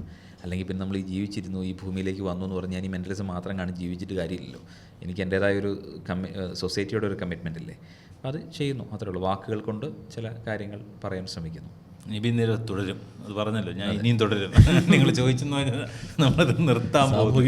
പ്രതിബദ്ധതയുള്ള ഒരു ശരി, നമുക്കങ്ങനെ പ്രതിബദ്ധത ഇല്ലെങ്കിലും ഞങ്ങൾ പറയാറുണ്ട്. ഞാൻ നമ്മളത് ചെയ്യുന്നുണ്ടല്ലോ, നിങ്ങളെന്തിനാ ചെയ്യുന്ന അങ്ങനെ പറഞ്ഞ സമയത്ത് ജോൺ ജോക്കിക്ക് നല്ലോണം കിട്ടിയിട്ടുണ്ട് ഓൺലൈനായിട്ട്. അതോടെ അല്ല, നമ്മളത് ഷോയുടെ ഭാഗമായിട്ടല്ലേ അറിയോ. ഇപ്പം നമ്മൾ അങ്ങനെ എന്തൊരു കാര്യം പറഞ്ഞു നമുക്ക് സോഷ്യൽ മീഡിയയിൽ നിന്ന് കിട്ടി എന്ന് പറഞ്ഞിട്ട് അന്ന് കിട്ടിയത് ഇപ്പം എവിടെ ഉണ്ട്? അപ്പം അത് ആ മൊമെന്റിൽ അതിനെ നമ്മൾ അക്സെപ്റ്റ് ചെയ്യാൻ തയ്യാറാവണമെന്നുള്ളതേ ഉള്ളൂ. ഞാൻ തയ്യാറാണ്. കഴിഞ്ഞ ദിവസം ഏതോ ഒരു വ്ളോഗർ പറയുന്നത് കേട്ടു. വ്ളോഗറുടെ പേര് പുള്ളി പറഞ്ഞത് എന്നാന്ന് ചോദിച്ചാൽ, എൻ്റെ വീഡിയോയിൽ എല്ലാ നാട്ടുകാർ ചീത്ത വിളിക്കാനുള്ള ഒരു ഹുക്ക് ഞാൻ അത് ഇട്ടിട്ടുണ്ടാവും. താഴെ കിടന്ന് അടി ഉണ്ടാവണമല്ലോ, അടി ഉണ്ടാകുമ്പോഴാണല്ലോ ഇത് റീച്ച് ചെയ്യുന്നത്.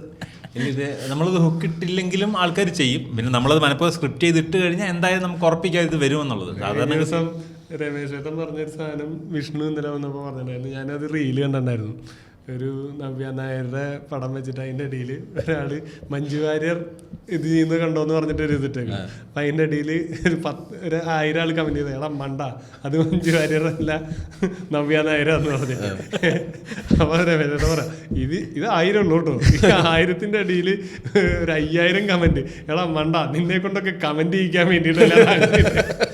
ബുദ്ധിയില്ലാത്ത 1000, ബുദ്ധിമാന്മാർ 5000 പേര്. അങ്ങനെ മൊത്തം 6000 കമന്റ് പ്ലസ് വന്നു കഴിഞ്ഞതിനകത്ത് അതാണ് ആൾക്കാരുടെ ഇപ്പോഴത്തെ സോഷ്യൽ മീഡിയ സ്ട്രാറ്റജിയാണ് ശരിക്കും. റേഞ്ച് ഉണ്ടാക്കുക, ഇത് ഉണ്ടാക്കിയില്ലെങ്കിലും വരുന്ന സാധനം, നമ്മളൊന്നും ചെയ്തില്ലെങ്കിൽ ഇത് വരും. അത് ലക്കായിട്ട് മറ്റേ ആലിപ്പഴം വരുന്ന ഹാപ്പൻ ചെയ്യാൻ സാധ്യത. നമുക്ക് എല്ലാവർക്കും ഒരു കാര്യത്തിന് അഭിപ്രായം ഉണ്ടാവും. പണ്ടത് പറയാനോ എക്സ്പ്രസ് ചെയ്യാനോ സ്പേസ് ഇല്ലായിരുന്നു. ഇപ്പോൾ ആർക്കും സ്റ്റേജ് ഇല്ലാതെ തന്നെ ആർക്കും വീട്ടിലിരുന്ന് എക്സ്പ്രസ് ചെയ്യാവുന്നതുകൊണ്ട് എല്ലാവരും എക്സ്പ്രസ് ചെയ്യും. കമൻ്റായിട്ടോ ചെറിയ വീഡിയോസ് ആയിട്ടോ റൈറ്റിംഗ് പോസ്റ്റ് ആയിട്ട്. പിന്നെ അതിനൊക്കെ പേയ്മെൻറ്റും ഉണ്ട്. സത്യം അല്ലേ? ഫേസ്ബുക്കും കൊടുക്കുന്നുണ്ട്, ട്വിറ്ററും കൊടുക്കുന്നുണ്ട്. എല്ലാവരും പൈസ കൊടുക്കാൻ തുടങ്ങി. ട്വിറ്റർ കൊടുക്കാൻ തുടങ്ങിയോ? ഞാൻ അറിഞ്ഞില്ല. അവിടെയും ഈ ഇത് നമ്മളെ അവസാനം ചേട്ടൻ്റെ എൻഡ് ഗോൾ എന്ന് പറയുന്നത് ഈ ക്രിപ്റ്റിക്ക് ഒരു ഷോ ആയിട്ട് റിലീസ് ചെയ്യും, ഒരു OTT-ക്കോ അല്ലെങ്കിൽ ചെയ്യില്ല ഒരിക്കലും ചെയ്യില്ല. ഇത് ഞാൻ റിഫൈൻ ചെയ്ത് അതിങ്ങനെ കൊണ്ടുപോയിക്കൊണ്ടിരിക്കുകയുള്ളൂ. കാരണം അങ്ങനെ ചെയ്യാൻ പറ്റില്ലല്ലോ. പിന്നെ ഇത്ര കാലമായിട്ട് ഉണ്ടാക്കിയെടുത്തിരിക്കുന്ന ഒരു സാധനമല്ലേ, അതങ്ങനെ പബ്ലിഷ് ചെയ്തിട്ട് പിന്നെ ലൈവ് ഷോസ് ഒക്കെ ലൈവായിട്ട് കാണണം. പുതിയ ഷോസ് വന്നാൽ അങ്ങനെ ചെയ്യുന്ന ചോദ്യം ഇതുവരെ അങ്ങനെ ഒരു പ്ലാൻ ഇല്ല, ചിന്തിക്കാം അത്രയാണ്. ജോൺ ചെയ്ത് ചോദിച്ചെന്തിനാ? പക്ഷേ അപ്പോഴും അതിന് മറുപടി ഉണ്ട്. പുള്ളി ചെറിയ ചെറിയ ബിറ്റ്സുകൾ റിലീസ് ചെയ്തിട്ടുണ്ട് അല്ലേ? പിന്നെ പുള്ളി അത് ഇമ്പ്രൂവ് ചെയ്തോണ്ടിരിക്കും. പക്ഷെ ജോർജ് അങ്ങനെയല്ല, ഒരു സാധനം എഴുതി വെച്ച് അവിടെ തന്നെ പിന്നെ അവിടെ നനങ്ങത്തില്ല. ഒരു ഷോ കഴിഞ്ഞാൽ അത് വർക്കാത്ത അവരുടെ കുഴപ്പമുണ്ട്, അത് ഓഡിയൻസിന്റെ കുഴപ്പം കണ്ടത് വർക്കാവുന്നത്. ചെയ്യായിരുന്നപ്പോഴേ പറഞ്ഞു, ഞാൻ നിപിനോട് സംസാരിച്ചപ്പോൾ എൻ്റെ ഐഡിയാസും പുള്ളി പറയുന്നതൊക്കെ കറക്റ്റാണ് ജോർജ് ആദ്യം പറഞ്ഞതേ. അല്ല, ആദ്യം പുള്ളി എന്നെ ഒന്ന് കംഫർട്ടാക്കി പുള്ളിയുടെ ഒരു ലെവലിലേക്ക് കൊണ്ടുവന്നു. അല്ല, ഇവർ ഈ പറയണത് ഇപ്പൊ ഞാൻ ചെയ്തുകൊണ്ടിരിക്കുന്ന ഷോ ഇറക്കി വിടണം, അങ്ങനെയല്ല ഞാൻ പറയുന്നത്. എന്നിട്ട് ഞാൻ 1 മണിക്കൂറിന്റെ പുതിയ ഷോ ഉണ്ടാക്കണം. അങ്ങനെയല്ല ഒരിക്കലും പറയുന്നത്. കാരണം ഇവന്റെ ഷോയിൽ ഇപ്പോൾ ഞാൻ എല്ലാ ഷോയ്ക്കും ഞാൻ കൂടെ ഉണ്ട്. അപ്പോൾ ചില ഭാഗങ്ങളൊക്കെ എപ്പോഴും ചിലടത്ത് ഫ്ലാറ്റാണ്. മാറ്റിയിട്ട് കുറച്ചുകൂടെ നല്ല ബിറ്റ്സ് ഇവന്റെ ഉണ്ട്, കണ്ടന്റ് ഉണ്ട്. അല്ല, എന്തറിയോ, അത് ഞാൻ ഇപ്പൊ പറഞ്ഞ കാര്യമില്ലേ, ഇപ്പൊ പറഞ്ഞ കാര്യം ഞാൻ ആദ്യം അനുഭവിച്ചിരുന്നൊരു കാര്യമാണ്. ഇപ്പൊ ഈ 3.5 കോടി ജനമുള്ള കേരളത്തില് 3.5 കോടി ജനം എൻ്റെ ഷോ കണ്ടിട്ടില്ല. ഞാൻ എന്തിന് അടുത്ത് പോകുമ്പോഴത്തേന് എൻ്റെ സാറ്റിസ്ഫാക്ഷന് വേണ്ടിയിട്ട് ഞാനിത് മാറ്റണം എന്നുള്ളൊരു ചിന്ത എനിക്കുണ്ട്. ഇനി എൻ്റെ ഷോ അപ്ഡേറ്റഡ് ആകുന്ന സമയത്ത് എൻ്റെ അത്യാവശ്യം ആളുകൾ ഇത് കണ്ടു കഴിഞ്ഞു എന്നുണ്ടെന്നുണ്ടെങ്കിൽ ഞാൻ പുതിയൊരു ഷോ അനൗൺസ് ചെയ്യും. നമ്മൾ പുതിയ സ്ക്രിപ്റ്റ് ഉണ്ടാക്കിയാൽ മതിയല്ലോ. അതുവരെ കാണാത്തവർക്ക് വേണ്ടിയിട്ട് ഞാൻ ഉണ്ടാക്കിയിരിക്കുന്ന ഏറ്റവും ബെസ്റ്റ് ക്രാഫ്റ്റ് എന്തിനാണ് കാണിക്കാതിരിക്കുന്നത് എന്നുള്ളൊരു തോട്ടാണ് ജോണും ചിന്തിച്ചു വെച്ചിരിക്കുന്നത്. ശരിയല്ലേ? ഇടയ്ക്ക് അപ്ഡേറ്റ് ചെയ്യാം, മാറ്റാം. ഞാൻ പറഞ്ഞല്ലേ, ഇടയ്ക്ക് ഞാൻ ചെയ്യാറുണ്ട് ചെറുതായിട്ട്. അല്ല, ഇതിപ്പോൾ ജോണിന് പ്രൊമോഷൻ കൊടുക്കാൻ ജോണിൻ്റെ ആ പറയുന്ന സെറ്റ് ഞങ്ങൾ ഇത്രയും വലിയ സെറ്റ് കണ്ട ആളാണല്ലോ നിവിൻ ബ്രോ. നിവിൻ ബ്രോയ്ക്ക് അതിനകത്ത് അപ്സ് ആൻഡ് ഡൗൺസ് ഫീൽ ചെയ്തോ, ഹൈ ആയിരുന്നു, അതോ മാറ്റണം ഈ അപ്ഡേറ്റ് ഇനിയും കണ്ടിന്യൂസ് വേണ്ട? നിങ്ങളുടെ ഷോയിലോ? ജോണിൻ്റെ ആദ്യം ഞാൻ കാണുന്നത് എനിക്ക് ഭയങ്കര ഇഷ്ടപ്പെട്ടു. എൻ്റെ വൈഫ് പറഞ്ഞു, വൈഫ് ഭയങ്കര ഫാനായി മാറി. ജോണിന്റെ പരിപാടി അടിപൊളിയായിരുന്നു. ഈ കേട്ട കോംപ്ലിമെന്റ് കാരണം ജോൺ ഒരു 2 മാസത്തേക്ക് ചിലപ്പോൾ പണിയെടുക്കില്ല. സുഖം പിടിച്ചിരിക്കും. ഞാൻ നേരത്തെ പറഞ്ഞില്ല, പത്രത്തിൽ അന്ന് പടം വന്നപ്പോൾ നമ്മൾ നിർത്തും. നമ്മളെത്ര അനീസ് എന്താ പെർഫോം ചെയ്യാൻ പറയുമ്പോ 4 സ്പെഷ്യൽ എന്റെ പരിപാടിയാണ് ആള് എന്നെ വിളിച്ചത്. അനീസ് നമ്മുടെ പരിപാടിയാണ് പറയണം. ഞാൻ നോക്കിയപ്പോൾ നിങ്ങൾ 2 പേരും ഷോ ചെയ്തു. ഇല്ല പറയും നിൽക്കുക. ഞാൻ ഇവന്മാരെയൊക്കെ രക്ഷപ്പെടുത്തിട്ട് രക്ഷപ്പെടാൻ നിൽക്കുന്ന പരിപാടിയിൽ സ്റ്റേജിന്റെ പുറകിൽ ഏറ്റവും അധികം പണിയെടുത്ത 2 ആൾക്കാരാണ് ഇവര്. ഞാൻ എൻ്റെ ഒരു ആവേശത്തിന് പോയിട്ട് നമ്മൾ ഷോ ചെയ്യുന്നു, ആളോട് പോയി സംസാരിക്കുന്നു, കൈ കൊടുക്കുന്നു. 2 ആഴ്ച നമുക്ക് കിട്ടിയത്. വർക്കിംഗ് ടൈം കുറവുള്ള ഷോ ആയിരുന്നു. എന്നിട്ടുണ്ടല്ലോ ഇവൻ വീട്ടിൽ പോയി അതിന്റെ ഓർഗാനിക് വർക്ക് നടക്കും. ഞങ്ങള് കൊച്ചി മൊത്തം നടന്ന് പോസ്റ്റർ അടിച്ചോണ്ടിരിക്കും. നമ്മൾ ഷോ, അതായത് ഒരു ടിക്കറ്റ് സെല്ലിങ് ഇതുണ്ടല്ലോ, ശരിക്കും കമ്പാരിറ്റീവ്ലി അത് കൂടുതൽ ജോണിനും മഹാദേവനാണ്. അതുകൊണ്ടാണ് നമ്മൾ അത് ഇത്ര റിസ്ക് എടുക്കാതെ അവരുടെ ഫോട്ടോ തന്നെ ചെയ്ത് അങ്ങനെ തന്നെ ചെയ്യാൻ ഉദ്ദേശിച്ചത്. ശരിക്കും അവരെക്കാൾ കൂടുതൽ കണ്ടന്റ് എൻ്റെ കയ്യിലാണ് ഉള്ളത്. പക്ഷെ എനിക്ക് ഷോ ചെയ്യാൻ സ്റ്റേജസ് കുറവാണെന്ന്. നമ്മൾ നേരത്തെ പറഞ്ഞു എത്തിക്കലായിട്ടുള്ള ആൾക്കാരുടെ എത്തിക്സ് ഇല്ലാത്ത ആൾക്കാരാണ്. സ്റ്റാൻഡപ്പ് കോമഡി എന്ന് പറഞ്ഞിട്ട് കവലപ്രസംഗം അടുത്ത എന്റെ ഷോയ്ക്ക് നിവിൻ ബ്രോയെ കൊണ്ടുവന്നിട്ട് നമുക്ക് വീണ്ടും ഒരു പോഡ്കാസ്റ്റ് എന്നിട്ട് പറയണം ജോണിന്റെ ആണോ അനീസിന്റെ ആണോ അല്ലെന്ന്. ഓക്കെ, നമുക്ക് മെന്റലിസത്തിലോട്ട് തിരിച്ചു.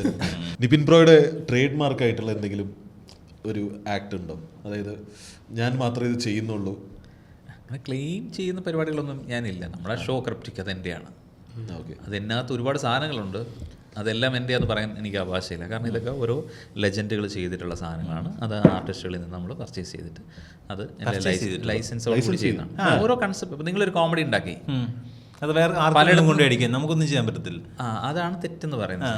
ആ കോമഡി റൈറ്റ്സ് ഉണ്ടാവണം.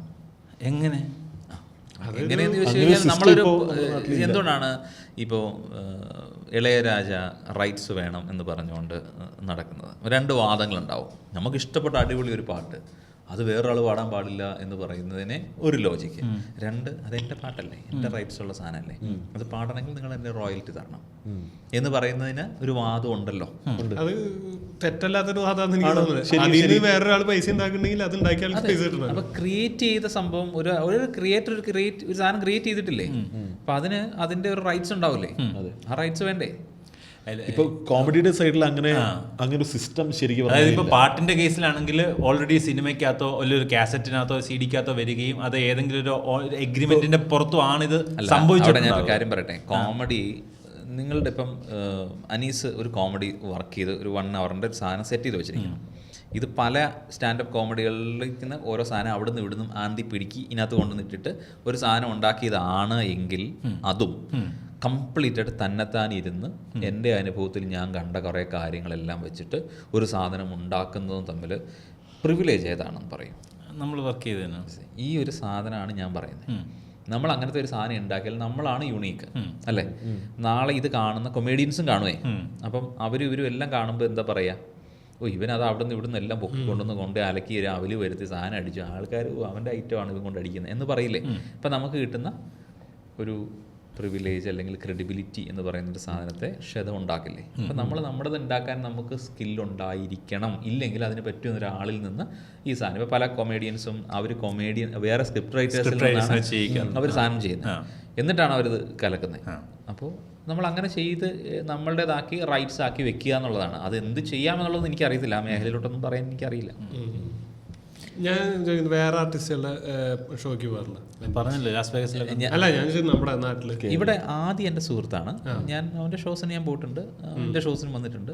അതിനപ്പുറത്തേക്ക് വേറെ കുഴപ്പമില്ല, കൊള്ളാം.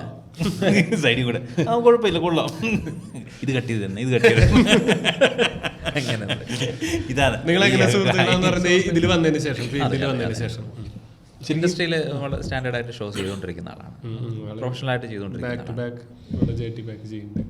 ഇവിടെ നിങ്ങൾ കൊളാബ്സ് ഒക്കെ ചെയ്യാറുണ്ടോ? അങ്ങനെ രണ്ട് മെന്റലിസ്റ്റുകൾ? ഇല്ല. അങ്ങനത്തെ ട്രെൻഡ് എപ്പോഴെങ്കിലും ഉണ്ടോ? ഇല്ല, അങ്ങനത്തെ ഒരു ട്രെൻഡ് ഒന്നും വരാൻ സാധ്യതയില്ല. ഇല്ല, എല്ലാ ഇൻഡിവിജ്വൽസ് അവിടെ ലാസ് വേഗസിലൊക്കെ കണ്ട അവിടെ ഇല്ല. നമ്മൾ കോമിക്സ് അങ്ങനെ ചെയ്യാറുണ്ട് വെച്ചാൽ ഒരു ഷോ ചെയ്യുന്നത് എന്നാന്ന് ചോദിച്ചു കഴിഞ്ഞാൽ വേറൊരു മെത്തേഡ് എന്താണെന്ന് ചോദിച്ചാൽ ഇപ്പോൾ ഒരു മെന്റലിസ്റ്റ്, ഒരു മജീഷ്യൻ, അല്ലെങ്കിൽ ഒരു കൺജറർ, അങ്ങനെ ക്ലോസപ്പ്, ഇങ്ങനെയുള്ള പല പല ആർട്ടിസ്റ്റുകളെല്ലാം കൂടിയിട്ട് ഒരു ഷോ വർക്കൗട്ട് ചെയ്യും. പലതരം സാധനങ്ങൾ സ്റ്റേജിൽ ഓരോരുത്തരുടെ സ്പെഷ്യാലിറ്റി ഓരോന്നായിരിക്കും കാണാൻ പറ്റും. അങ്ങനത്തെ പരിപാടികൾ, അതൊക്കെ വേഗാസിലൊക്കെ അങ്ങനത്തെ ഷോസൊക്കെ ഉണ്ട്. ഈ കൺജറർ എന്ന് പറഞ്ഞല്ലോ, അത് എന്താണെന്ന് എക്സ്പ്ലെയിൻ ചെയ്യാമോ? ഈ കൺജറിങ് ആക്ട് എന്ന് പറഞ്ഞു കഴിഞ്ഞാൽ ചെറിയ പ്രോപ്പുകളൊക്കെ ഉണ്ടാവും. ആ പ്രോപ്പുകൾ വെച്ചിട്ട് ഓഡിയൻസിനെ വിളിച്ചിട്ട് അതിനകത്തൂടെ കോമഡിയൊക്കെ വർക്കൗട്ട് ചെയ്ത് ഒരു അത്ഭുതം ഉണ്ടാക്കിയിട്ട് പോകുന്നൊരു സാധനം. മെൻ്റലിസ്റ്റ് മനസ്സുമായി ബന്ധപ്പെട്ട വിസ്മയങ്ങൾ കാണിക്കുന്നത്. ക്ലോസ് പറഞ്ഞാൽ ഈ കാർഡ്സ്, കോയിൻസ് ഒക്കെ വെച്ചിട്ട് ടേബിളിൽ കാണിക്കുന്നത്, വലിയ ക്യാമറ ഒക്കെ വെച്ചിട്ട് എടുത്തിട്ട് ഔട്ട് കാണിച്ചിട്ട് അവിടെ ഉണ്ടാക്കുന്ന വിസ്മയങ്ങൾ, അതാണ് ക്ലോസപ്പ് എന്ന് പറയുന്നത്. ശരിക്കും ഇത്രയും നാളായിട്ട് ഈ ഫീൽഡിൽ നിന്നിട്ട് ഒരു ESP, എന്താ എക്സ്ട്രാ സെൻസറി പെർസെപ്ഷൻ, അങ്ങനെയുള്ള ആൾക്കാരുണ്ടെന്ന് ക്ലെയിംസ് ഉണ്ടാവുമല്ലോ, അല്ലെങ്കിൽ ഈ ഇത്തിരി അത്ഭുതങ്ങൾ കാണിക്കാൻ കഴിയുള്ള ട്രിക്സ് മാത്രമല്ല അല്ല, അങ്ങനെ അല്ല, പക്ഷെ അങ്ങനെ എന്തെങ്കിലും അങ്ങനെ തോന്നിയ ഇയാളുടെ കയ്യിൽ ചിലപ്പോൾ എന്തെങ്കിലും എക്സ്ട്രാ ഉണ്ടാവാം. അങ്ങനെയില്ല, എല്ലാം തന്നെ ട്രിക്സ് ആണ്, എല്ലാം ട്രിക്കുകളാണ്. ട്രിക്കും അയാളുടെ സ്കില്ലുമാണ്. ട്രിക്കിന് മുകളിൽ അയാളുടെ സ്കില്ലാണ്, അവതരണ രീതിയാണ്, അയാൾക്ക് വേണ്ടി മാറുന്നതാണ്. ഇപ്പം ഞാൻ എൻ്റെ ജീവിതത്തിൻ്റെ ഒരു ഭാഗമാക്കി ഞാൻ ഈ ഒരു ക്യാപ്പ് വെച്ചിട്ടുണ്ടെങ്കിൽ അത് എൻ്റെ ഐഡൻറ്റിറ്റിക്ക് വേണ്ടി ഉണ്ടാക്കിയാണ്. ഇപ്പം ജോൺ ഒരു മുടി വെച്ചിട്ടുണ്ട്, ഇതൊക്കെ വേണമെങ്കിൽ വെട്ടിക്കളഞ്ഞിട്ട് മര്യാദയ്ക്ക് കിടക്കാവുന്നതാണ്. ഇതൊരു ഐഡൻറ്റിറ്റിയാണ്. അപ്പം നാളെ ആളെ ഒരു നല്ല മുടിയൊക്കെ ഉള്ളൊരു കൊമേഡിയൻ ഉണ്ടല്ലോ, പുള്ളി പേരെന്താണോ ഒരു പേര്, അങ്ങനെ ഒരു പുള്ളി ഇല്ല എന്ന് പറയുന്ന ഒരു സാധനം പുള്ളിക്ക് ക്രിയേറ്റ് ചെയ്ത് വെച്ചിട്ടുണ്ട് അല്ലേ. എന്നെ സംബന്ധിച്ചോളം മെൻ്റലിസ്റ്റ് എന്ന് പറയുന്നത്, അപ്പം ഞാൻ എനിക്ക് വേണ്ടി ഉണ്ടാക്കിയതാണിത്. ഈ ക്യാപ്പ് സാധാരണ ഇവിടെ കടയിൽ കിട്ടുന്ന ക്യാപ്പല്ല ഇത്. ഇത് വെളിയിൽ നിന്ന് ഇമ്പോർട്ട് ചെയ്ത ക്യാപ്പാണ്. പൊങ്ങിച്ച എല്ലാം അടിച്ചിട്ട് ഇത് കാനഡയിൽ നിന്ന് വന്നു. അപ്പം ഞാൻ എൻ്റെ ഒരു ഐഡൻറ്റിറ്റി ഷെർലക് ഹോംസ് ഒക്കെ യൂസ് ചെയ്യുന്ന ടൈപ്പ് ക്യാപ്പാണ്. അപ്പം ഞാൻ അങ്ങനത്തെ ഒരു ഇൻവെസ്റ്റിഗേഷൻ മോഡിലുള്ള സാധനമാണ് വർക്ക് ചെയ്തത്. അല്ലാതെ തലേ മുടിയില്ലാഞ്ഞിട്ട് വെച്ചതല്ല, ഇത് വെച്ച് മുടി പോയതാണ്. നമുക്ക് നിങ്ങളുടെ എക്സ്പീരിയൻസ് കൊണ്ട് ഇപ്പം നമുക്ക് ചില ട്രിക്ക് കാണുമ്പോൾ നമുക്ക് ഇത് എങ്ങനെയായിരിക്കും ഇവർ ചെയ്തതെന്ന് ഞങ്ങൾക്ക് ഡൗട്ട് തോന്നും. ചിലത് കണ്ടാൽ നമുക്ക് മനസ്സിലായി ഇത് ഇങ്ങനെ ആയിരിക്കും, എന്ത് കണ്ടാലും അത് ഇങ്ങനെ ആയിരിക്കും ചെയ്യുന്ന ഒരു ഐഡിയ കിട്ടുമോ നിങ്ങൾക്ക്? ഇപ്പം സരിഗമ പഠിച്ച ഒരാൾക്ക് ഒരു പാട്ടിൻ്റെ സാധനം കാണുമ്പോൾ അത് ഇന്നത് രാഗമാണെന്ന് കറക്റ്റാണ് പിടിക്കൂലേ? അതുപോലെ നമുക്ക് പിടിക്കാൻ. നിങ്ങൾക്ക് മനസ്സിലാവാത്ത ഏതെങ്കിലും ട്രിക്കുകളുണ്ട്? ഇപ്പം നമുക്ക് മറ്റേ മാവ് പെട്ടെന്ന് കഴിക്കുന്ന അങ്ങനെയൊക്കെ ആൾക്കാർക്ക് ഇപ്പോഴും മനസ്സിലാത്ത സാധനം എന്ന് പറയുമല്ലോ, അതുപോലെ നിങ്ങൾക്ക് മനസ്സിലാകാത്ത ഏതെങ്കിലും ട്രിക്കുണ്ടോ? അങ്ങനെ ഇല്ല. ഒരു എന്റെ ഷോയ്ക്ക് ഇങ്ങോട്ട് വന്നിട്ടുണ്ടായിരുന്നു നമ്മൾ കണ്ട ആൾക്കാർ പുള്ളിയുടെ പേര് അങ്ങനെ പറയാം, സാമ്രാജ് എന്നാണ്. അല്ലല്ലോ, സ്റ്റേജ് നെയിം ഇല്ലേ സാമ്രാജ്? എനിക്ക് കറക്റ്റ് അറിയാവുന്ന സാം ജോർജ് എന്നാണ്. സാം ജോർജ് എന്നുള്ളതാണ്. അതിനെ സാമ്രാജ് എന്നാക്കിയതാണെന്ന് തോന്നുന്നു. പുള്ളിയുടെ ലുക്കും ഭയങ്കര രസമല്ലേ? അങ്ങനെ ഒരു മജീഷ്യനും ഇവരൊക്കെ ഇരിക്കുമ്പോ ചെറിയൊരു ഇതുണ്ടോ? അങ്ങനൊന്നുമില്ല. ആൻഡ് പുള്ളി പരിപാടി കഴിഞ്ഞ് നിങ്ങൾ സംസാരിക്കുന്നത് കണ്ടേ, നിങ്ങൾ എന്തായാലും സംസാരിച്ചത്? മോനേടാ നീ ആ ചെയ്ത സാധനം ഉണ്ടല്ലോ, അങ്ങനെയായിരുന്നു നിങ്ങൾ എന്തായിരുന്നു സംസാരിച്ചത്? വളരെ സിമ്പിളായിട്ടൊരു മനുഷ്യനാണ്. അപ്പോൾ അദ്ദേഹത്തെ കാണുന്ന പോലെ അങ്ങനെ ഒരു പേടിപ്പെടുത്തുന്ന ഒരു മനുഷ്യൻ, ഒരു പാവ മനുഷ്യനാണ്. ഞങ്ങൾ ഭീകരനാണ് പുള്ളി. പുള്ളി ആ പുള്ളി ചെയ്യുന്ന സാധനമല്ല, ഇത്തിരി ഹൊറർ ഹിസ്റ്ററി ഉള്ള സാധനമാണ്. അപ്പം പുള്ളി അതിന് വേണ്ടിയിട്ട് പുള്ളിയുടെ ജീവിതത്തെയും ശരീരത്തിനെയും ഒക്കെ ആ രീതിയിൽ മാറ്റപ്പെടുത്തി വെച്ചിരിക്കുന്ന ഒരാളാണ്. ഒരു സിമ്പിൾ, ഒരു പാവം. അദ്ദേഹം ഒരു ചോക്ലേറ്റ് ലെവലിലാണ് കാര്യങ്ങളൊക്കെ സ്റ്റേജിൽ ചെയ്തിരുന്നത്. അന്നത്തെ ഒരു കുഞ്ചാക്കോവനും ഒരു ഭീമന്റെ പുള്ളി അങ്ങനെ ഒരു ഭയങ്കര പവർഫുൾ ക്യാരക്ടർ, ഹൊറർ ക്യാരക്ടറായിട്ടായിരുന്നു അന്ന് ചെയ്തത്. പോസ്റ്ററുകൾ എല്ലാം അങ്ങനെയായിരുന്നു, സെറ്റപ്പ് അങ്ങനെയായിരുന്നു കാണിച്ചിരുന്നത് അന്നത്തേത്. എനിക്ക് മാജിക് ഷോസ് ഇപ്പോൾ ഉണ്ടോ? അങ്ങനത്തെ ഷോസ് ഒക്കെ ഇഷ്ടംപോലെ ഷോസ് ഒക്കെ ഇഷ്ടംപോലെ നടക്കുന്നുണ്ട്. പണ്ടത്തെ പോലെ ഈ അമ്പലപ്പറമ്പുകളിലൊക്കെ പോയി ചെയ്യുന്ന ടൈപ്പ് പരിപാടികൾ കുറവായിരിക്കും, അത്രയേ ഉള്ളൂ. ഇതിപ്പോൾ നിവിൻ ബ്രോയുടെ നെക്സ്റ്റ് ഇത് ക്രിപ്റ്റിക്ക് ഇതിങ്ങനെ ഓടിക്കുക എന്നുള്ളതാണ് ഇപ്പോഴത്തെ ഇത്. അല്ലാതെ പത്രം പോലെ എന്തെങ്കിലും സാധനം ഇപ്പം ഫോക്കസ് ചെയ്തിട്ടുണ്ടോ എന്ന് ഞാൻ ചോദിക്കുന്നത്. ഒരുപാട് കാര്യങ്ങളുണ്ട്, അതൊന്നും പുറത്ത് പറയാറായിട്ടില്ല. എന്തെങ്കിലും നെക്സ്റ്റ് ഒരെണ്ണം ചെറുത് റിയോസ് ടൂറുണ്ട്, അതാണ് ഇപ്പം കിടക്കുന്നത്. പിന്നെ അല്ലാതെ കുറേ ടൂറുകളൊക്കെയാണ് ഉള്ളത് മെയിനായിട്ട് കിടക്കുന്നത്. പിന്നെ ഫാമിലി എല്ലാം ഇവിടെ സെറ്റിൽഡ് കൊച്ചിയിൽ എല്ലാവരും. ഞാനും വൈഫ് മാത്രമാണ് ഉള്ളത്. ഉദയം പേരൂർ താമസിക്കും. ഒരു ഹൊറർ ത്രില്ലർ സ്ക്രിപ്റ്റ് സിനിമ എഴുതണം എന്നൊക്കെ ആഗ്രഹമില്ല. സിനിമയിലോട്ട് കയറണമെന്നും ആഗ്രഹമില്ല, സിനിമയ്ക്ക് കഥ എഴുതണമെന്നും ആഗ്രഹമില്ല, അഭിനയിക്കണമെന്നും ആഗ്രഹമില്ല. ശരിക്കും നിങ്ങൾ സെറ്റ് ചെയ്തേക്കെന്ന് വെച്ചാൽ നിങ്ങൾക്ക് സ്ക്രിപ്റ്റ് എഴുതാമല്ലോ വേണമെങ്കിൽ. അതായത് എൻ്റെ കാര്യം തന്നെ ചെയ്യാമല്ലോ. സിനിമ എൻ്റെ മേഖലയല്ലല്ലോ. ഒരു 2 സ്ക്രിപ്റ്റ് അതുപോലത്തെ ഇരിക്കുന്നുണ്ട്. എൻ്റെ ഒരുപാട് സാധനം ഇറക്കാൻ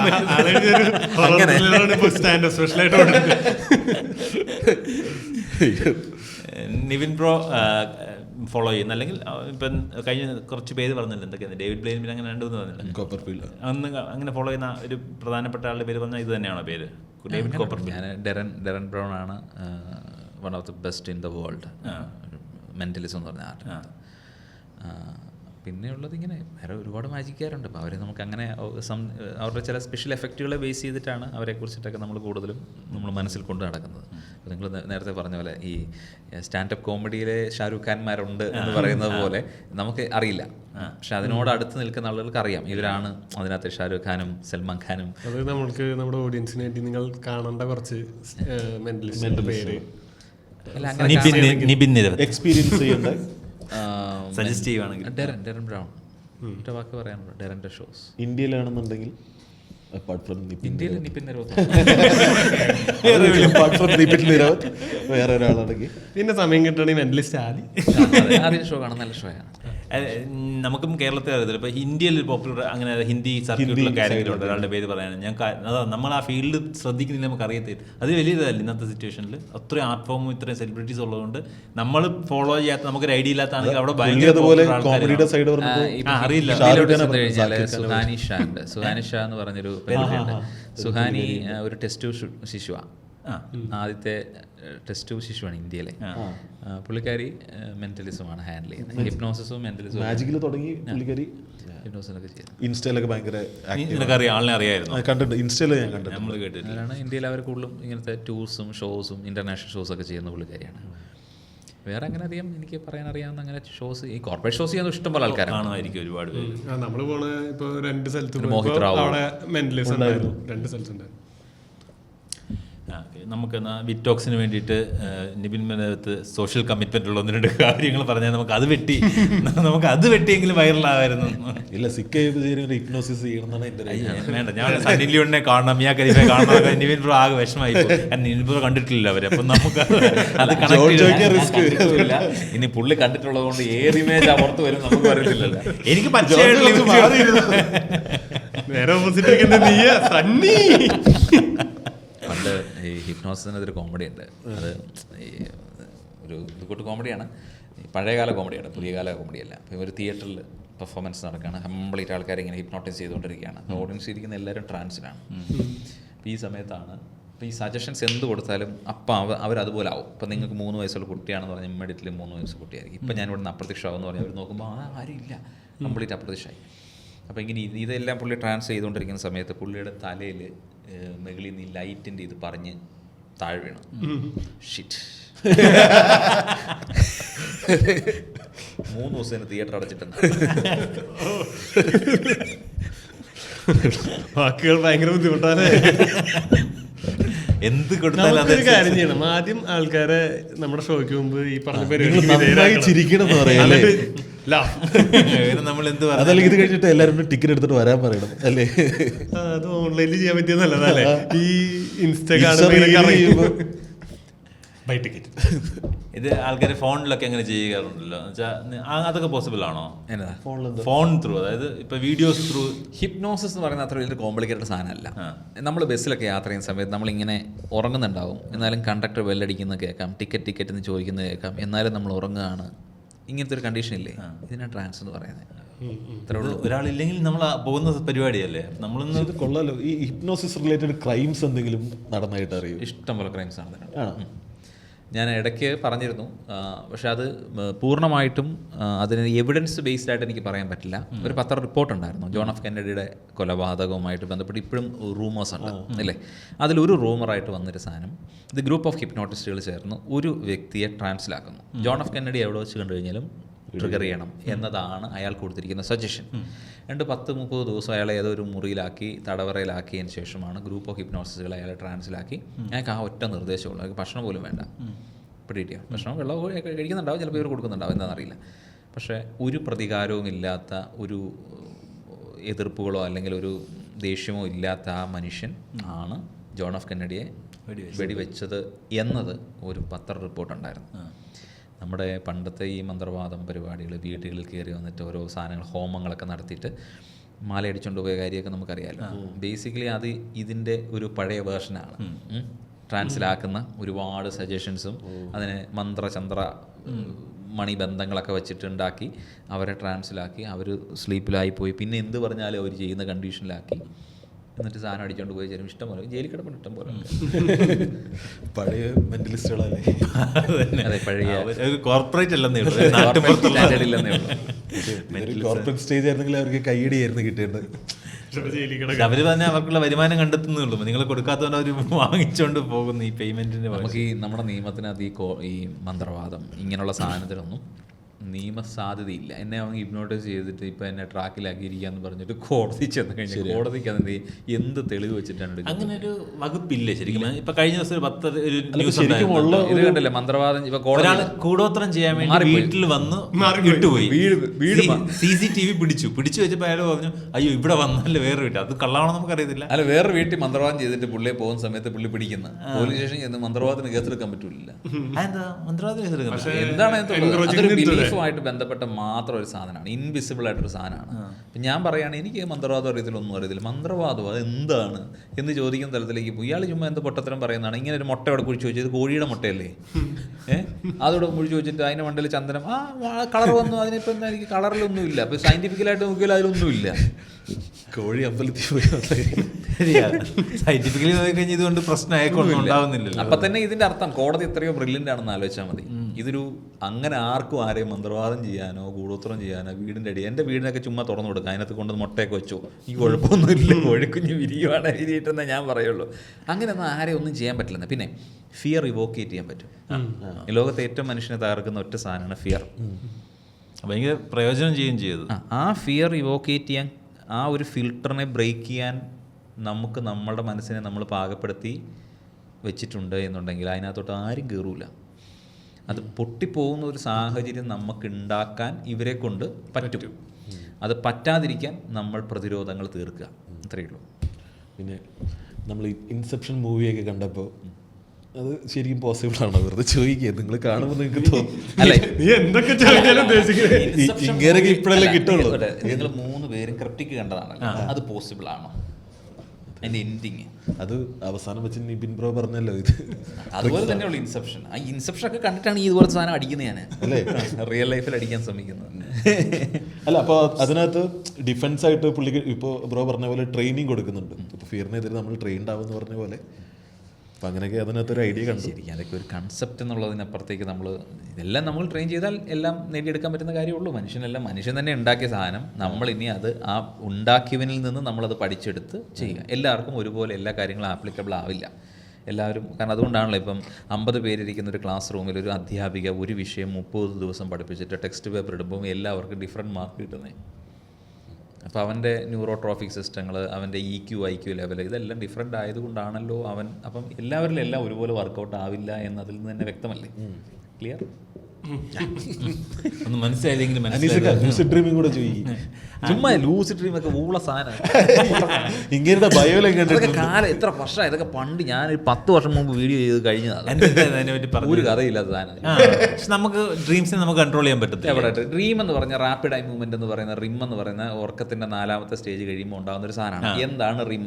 റിം എന്ന് പറഞ്ഞാൽ നമ്മൾ ഒരു ദിവസം കണ്ടതും കേട്ടതും അനുഭവിച്ചതും രുചിച്ചതുമായ കാര്യങ്ങൾ ബ്രെയിനിൽ ഉറങ്ങുന്ന സമയത്ത് ലൈബ്രറികളിൽ കൊണ്ടുപോയി അടുക്കി, കൺസെപ്റ്റായിട്ടാണ് പറയുന്നത്, ലൈബ്രറിയിൽ കൊണ്ടുപോയി അടുക്കി വെക്കുന്ന ഒരു പരിപാടി നടക്കുന്ന സമയത്ത് ഇവൻ ഉണ്ടാക്കുന്ന ഒരു കുഞ്ഞു കഥയാണ്, സിനിമ പോലെ ഉണ്ടാക്കുന്ന അവൻ്റെ ഒരു കുസൃതിയാണ് ആ സ്വപ്നം എന്ന് പറയുന്നത്.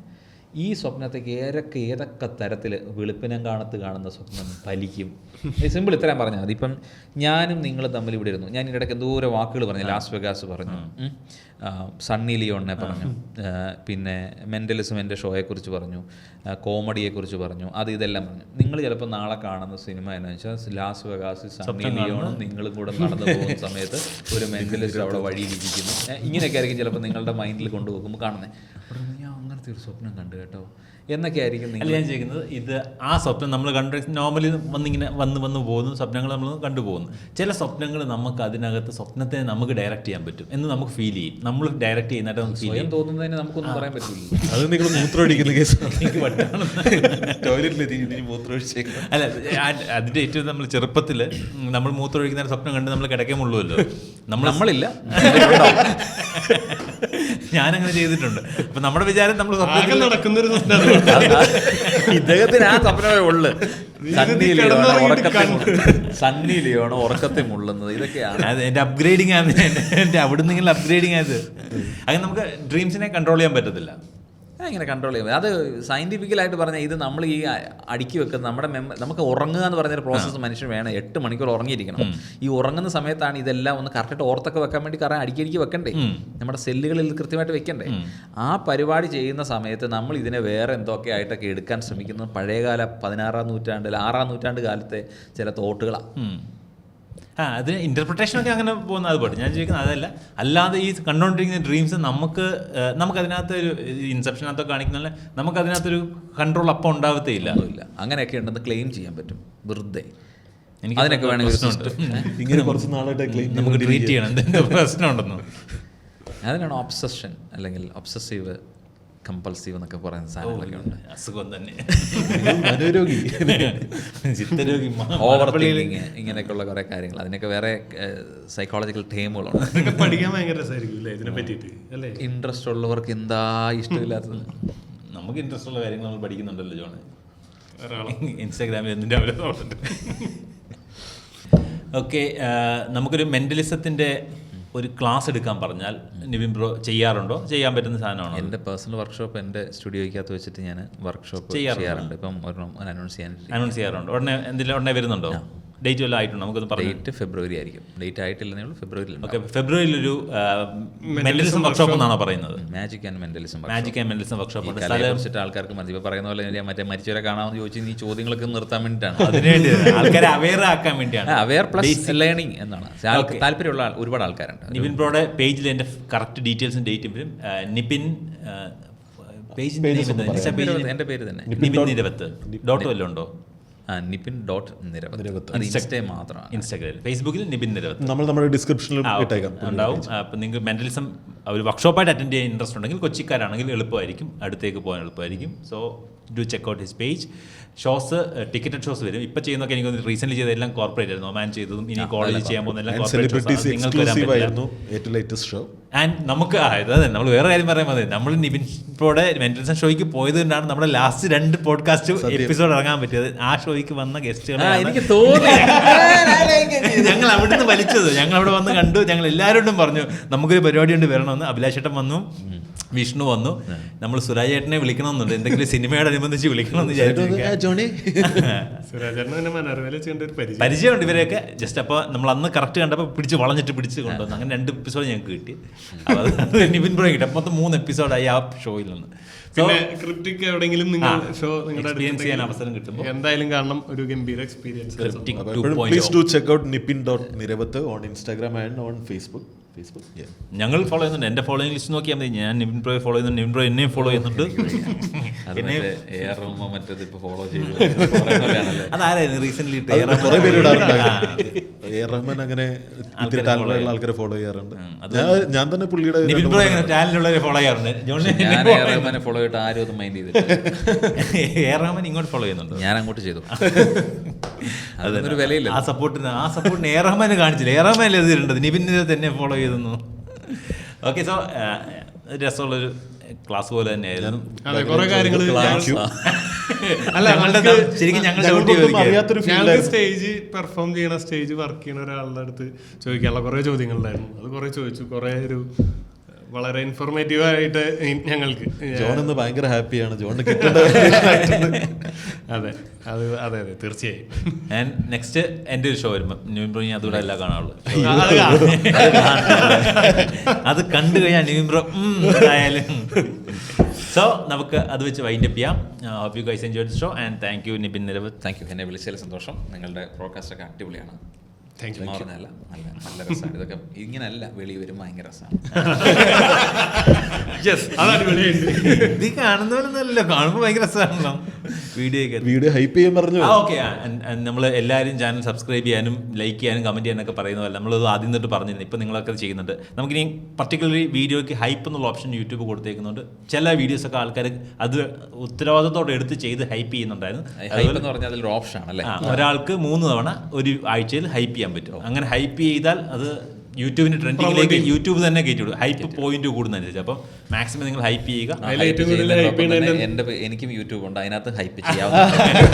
നിവിനോട് യൂട്യൂബിന്റെ പേരെന്താ? അത് എല്ലാം എൻ്റെ പടം, എൻ്റെ ഫുൾ സൈസ്. നിവിൻ നിരവത്ത് ഈ തൊപ്പി, ഇതാണ് നിങ്ങൾ നോക്കേണ്ടത്. YouTube, Facebook, Instagram, do check out. And shows എന്തെങ്കിലും കാണാൻ അവസരം കിട്ടുമ്പോൾ ക്രിപ്റ്റിക് കാണുക. ക്രിപ്റ്റിക് 2.0. So by.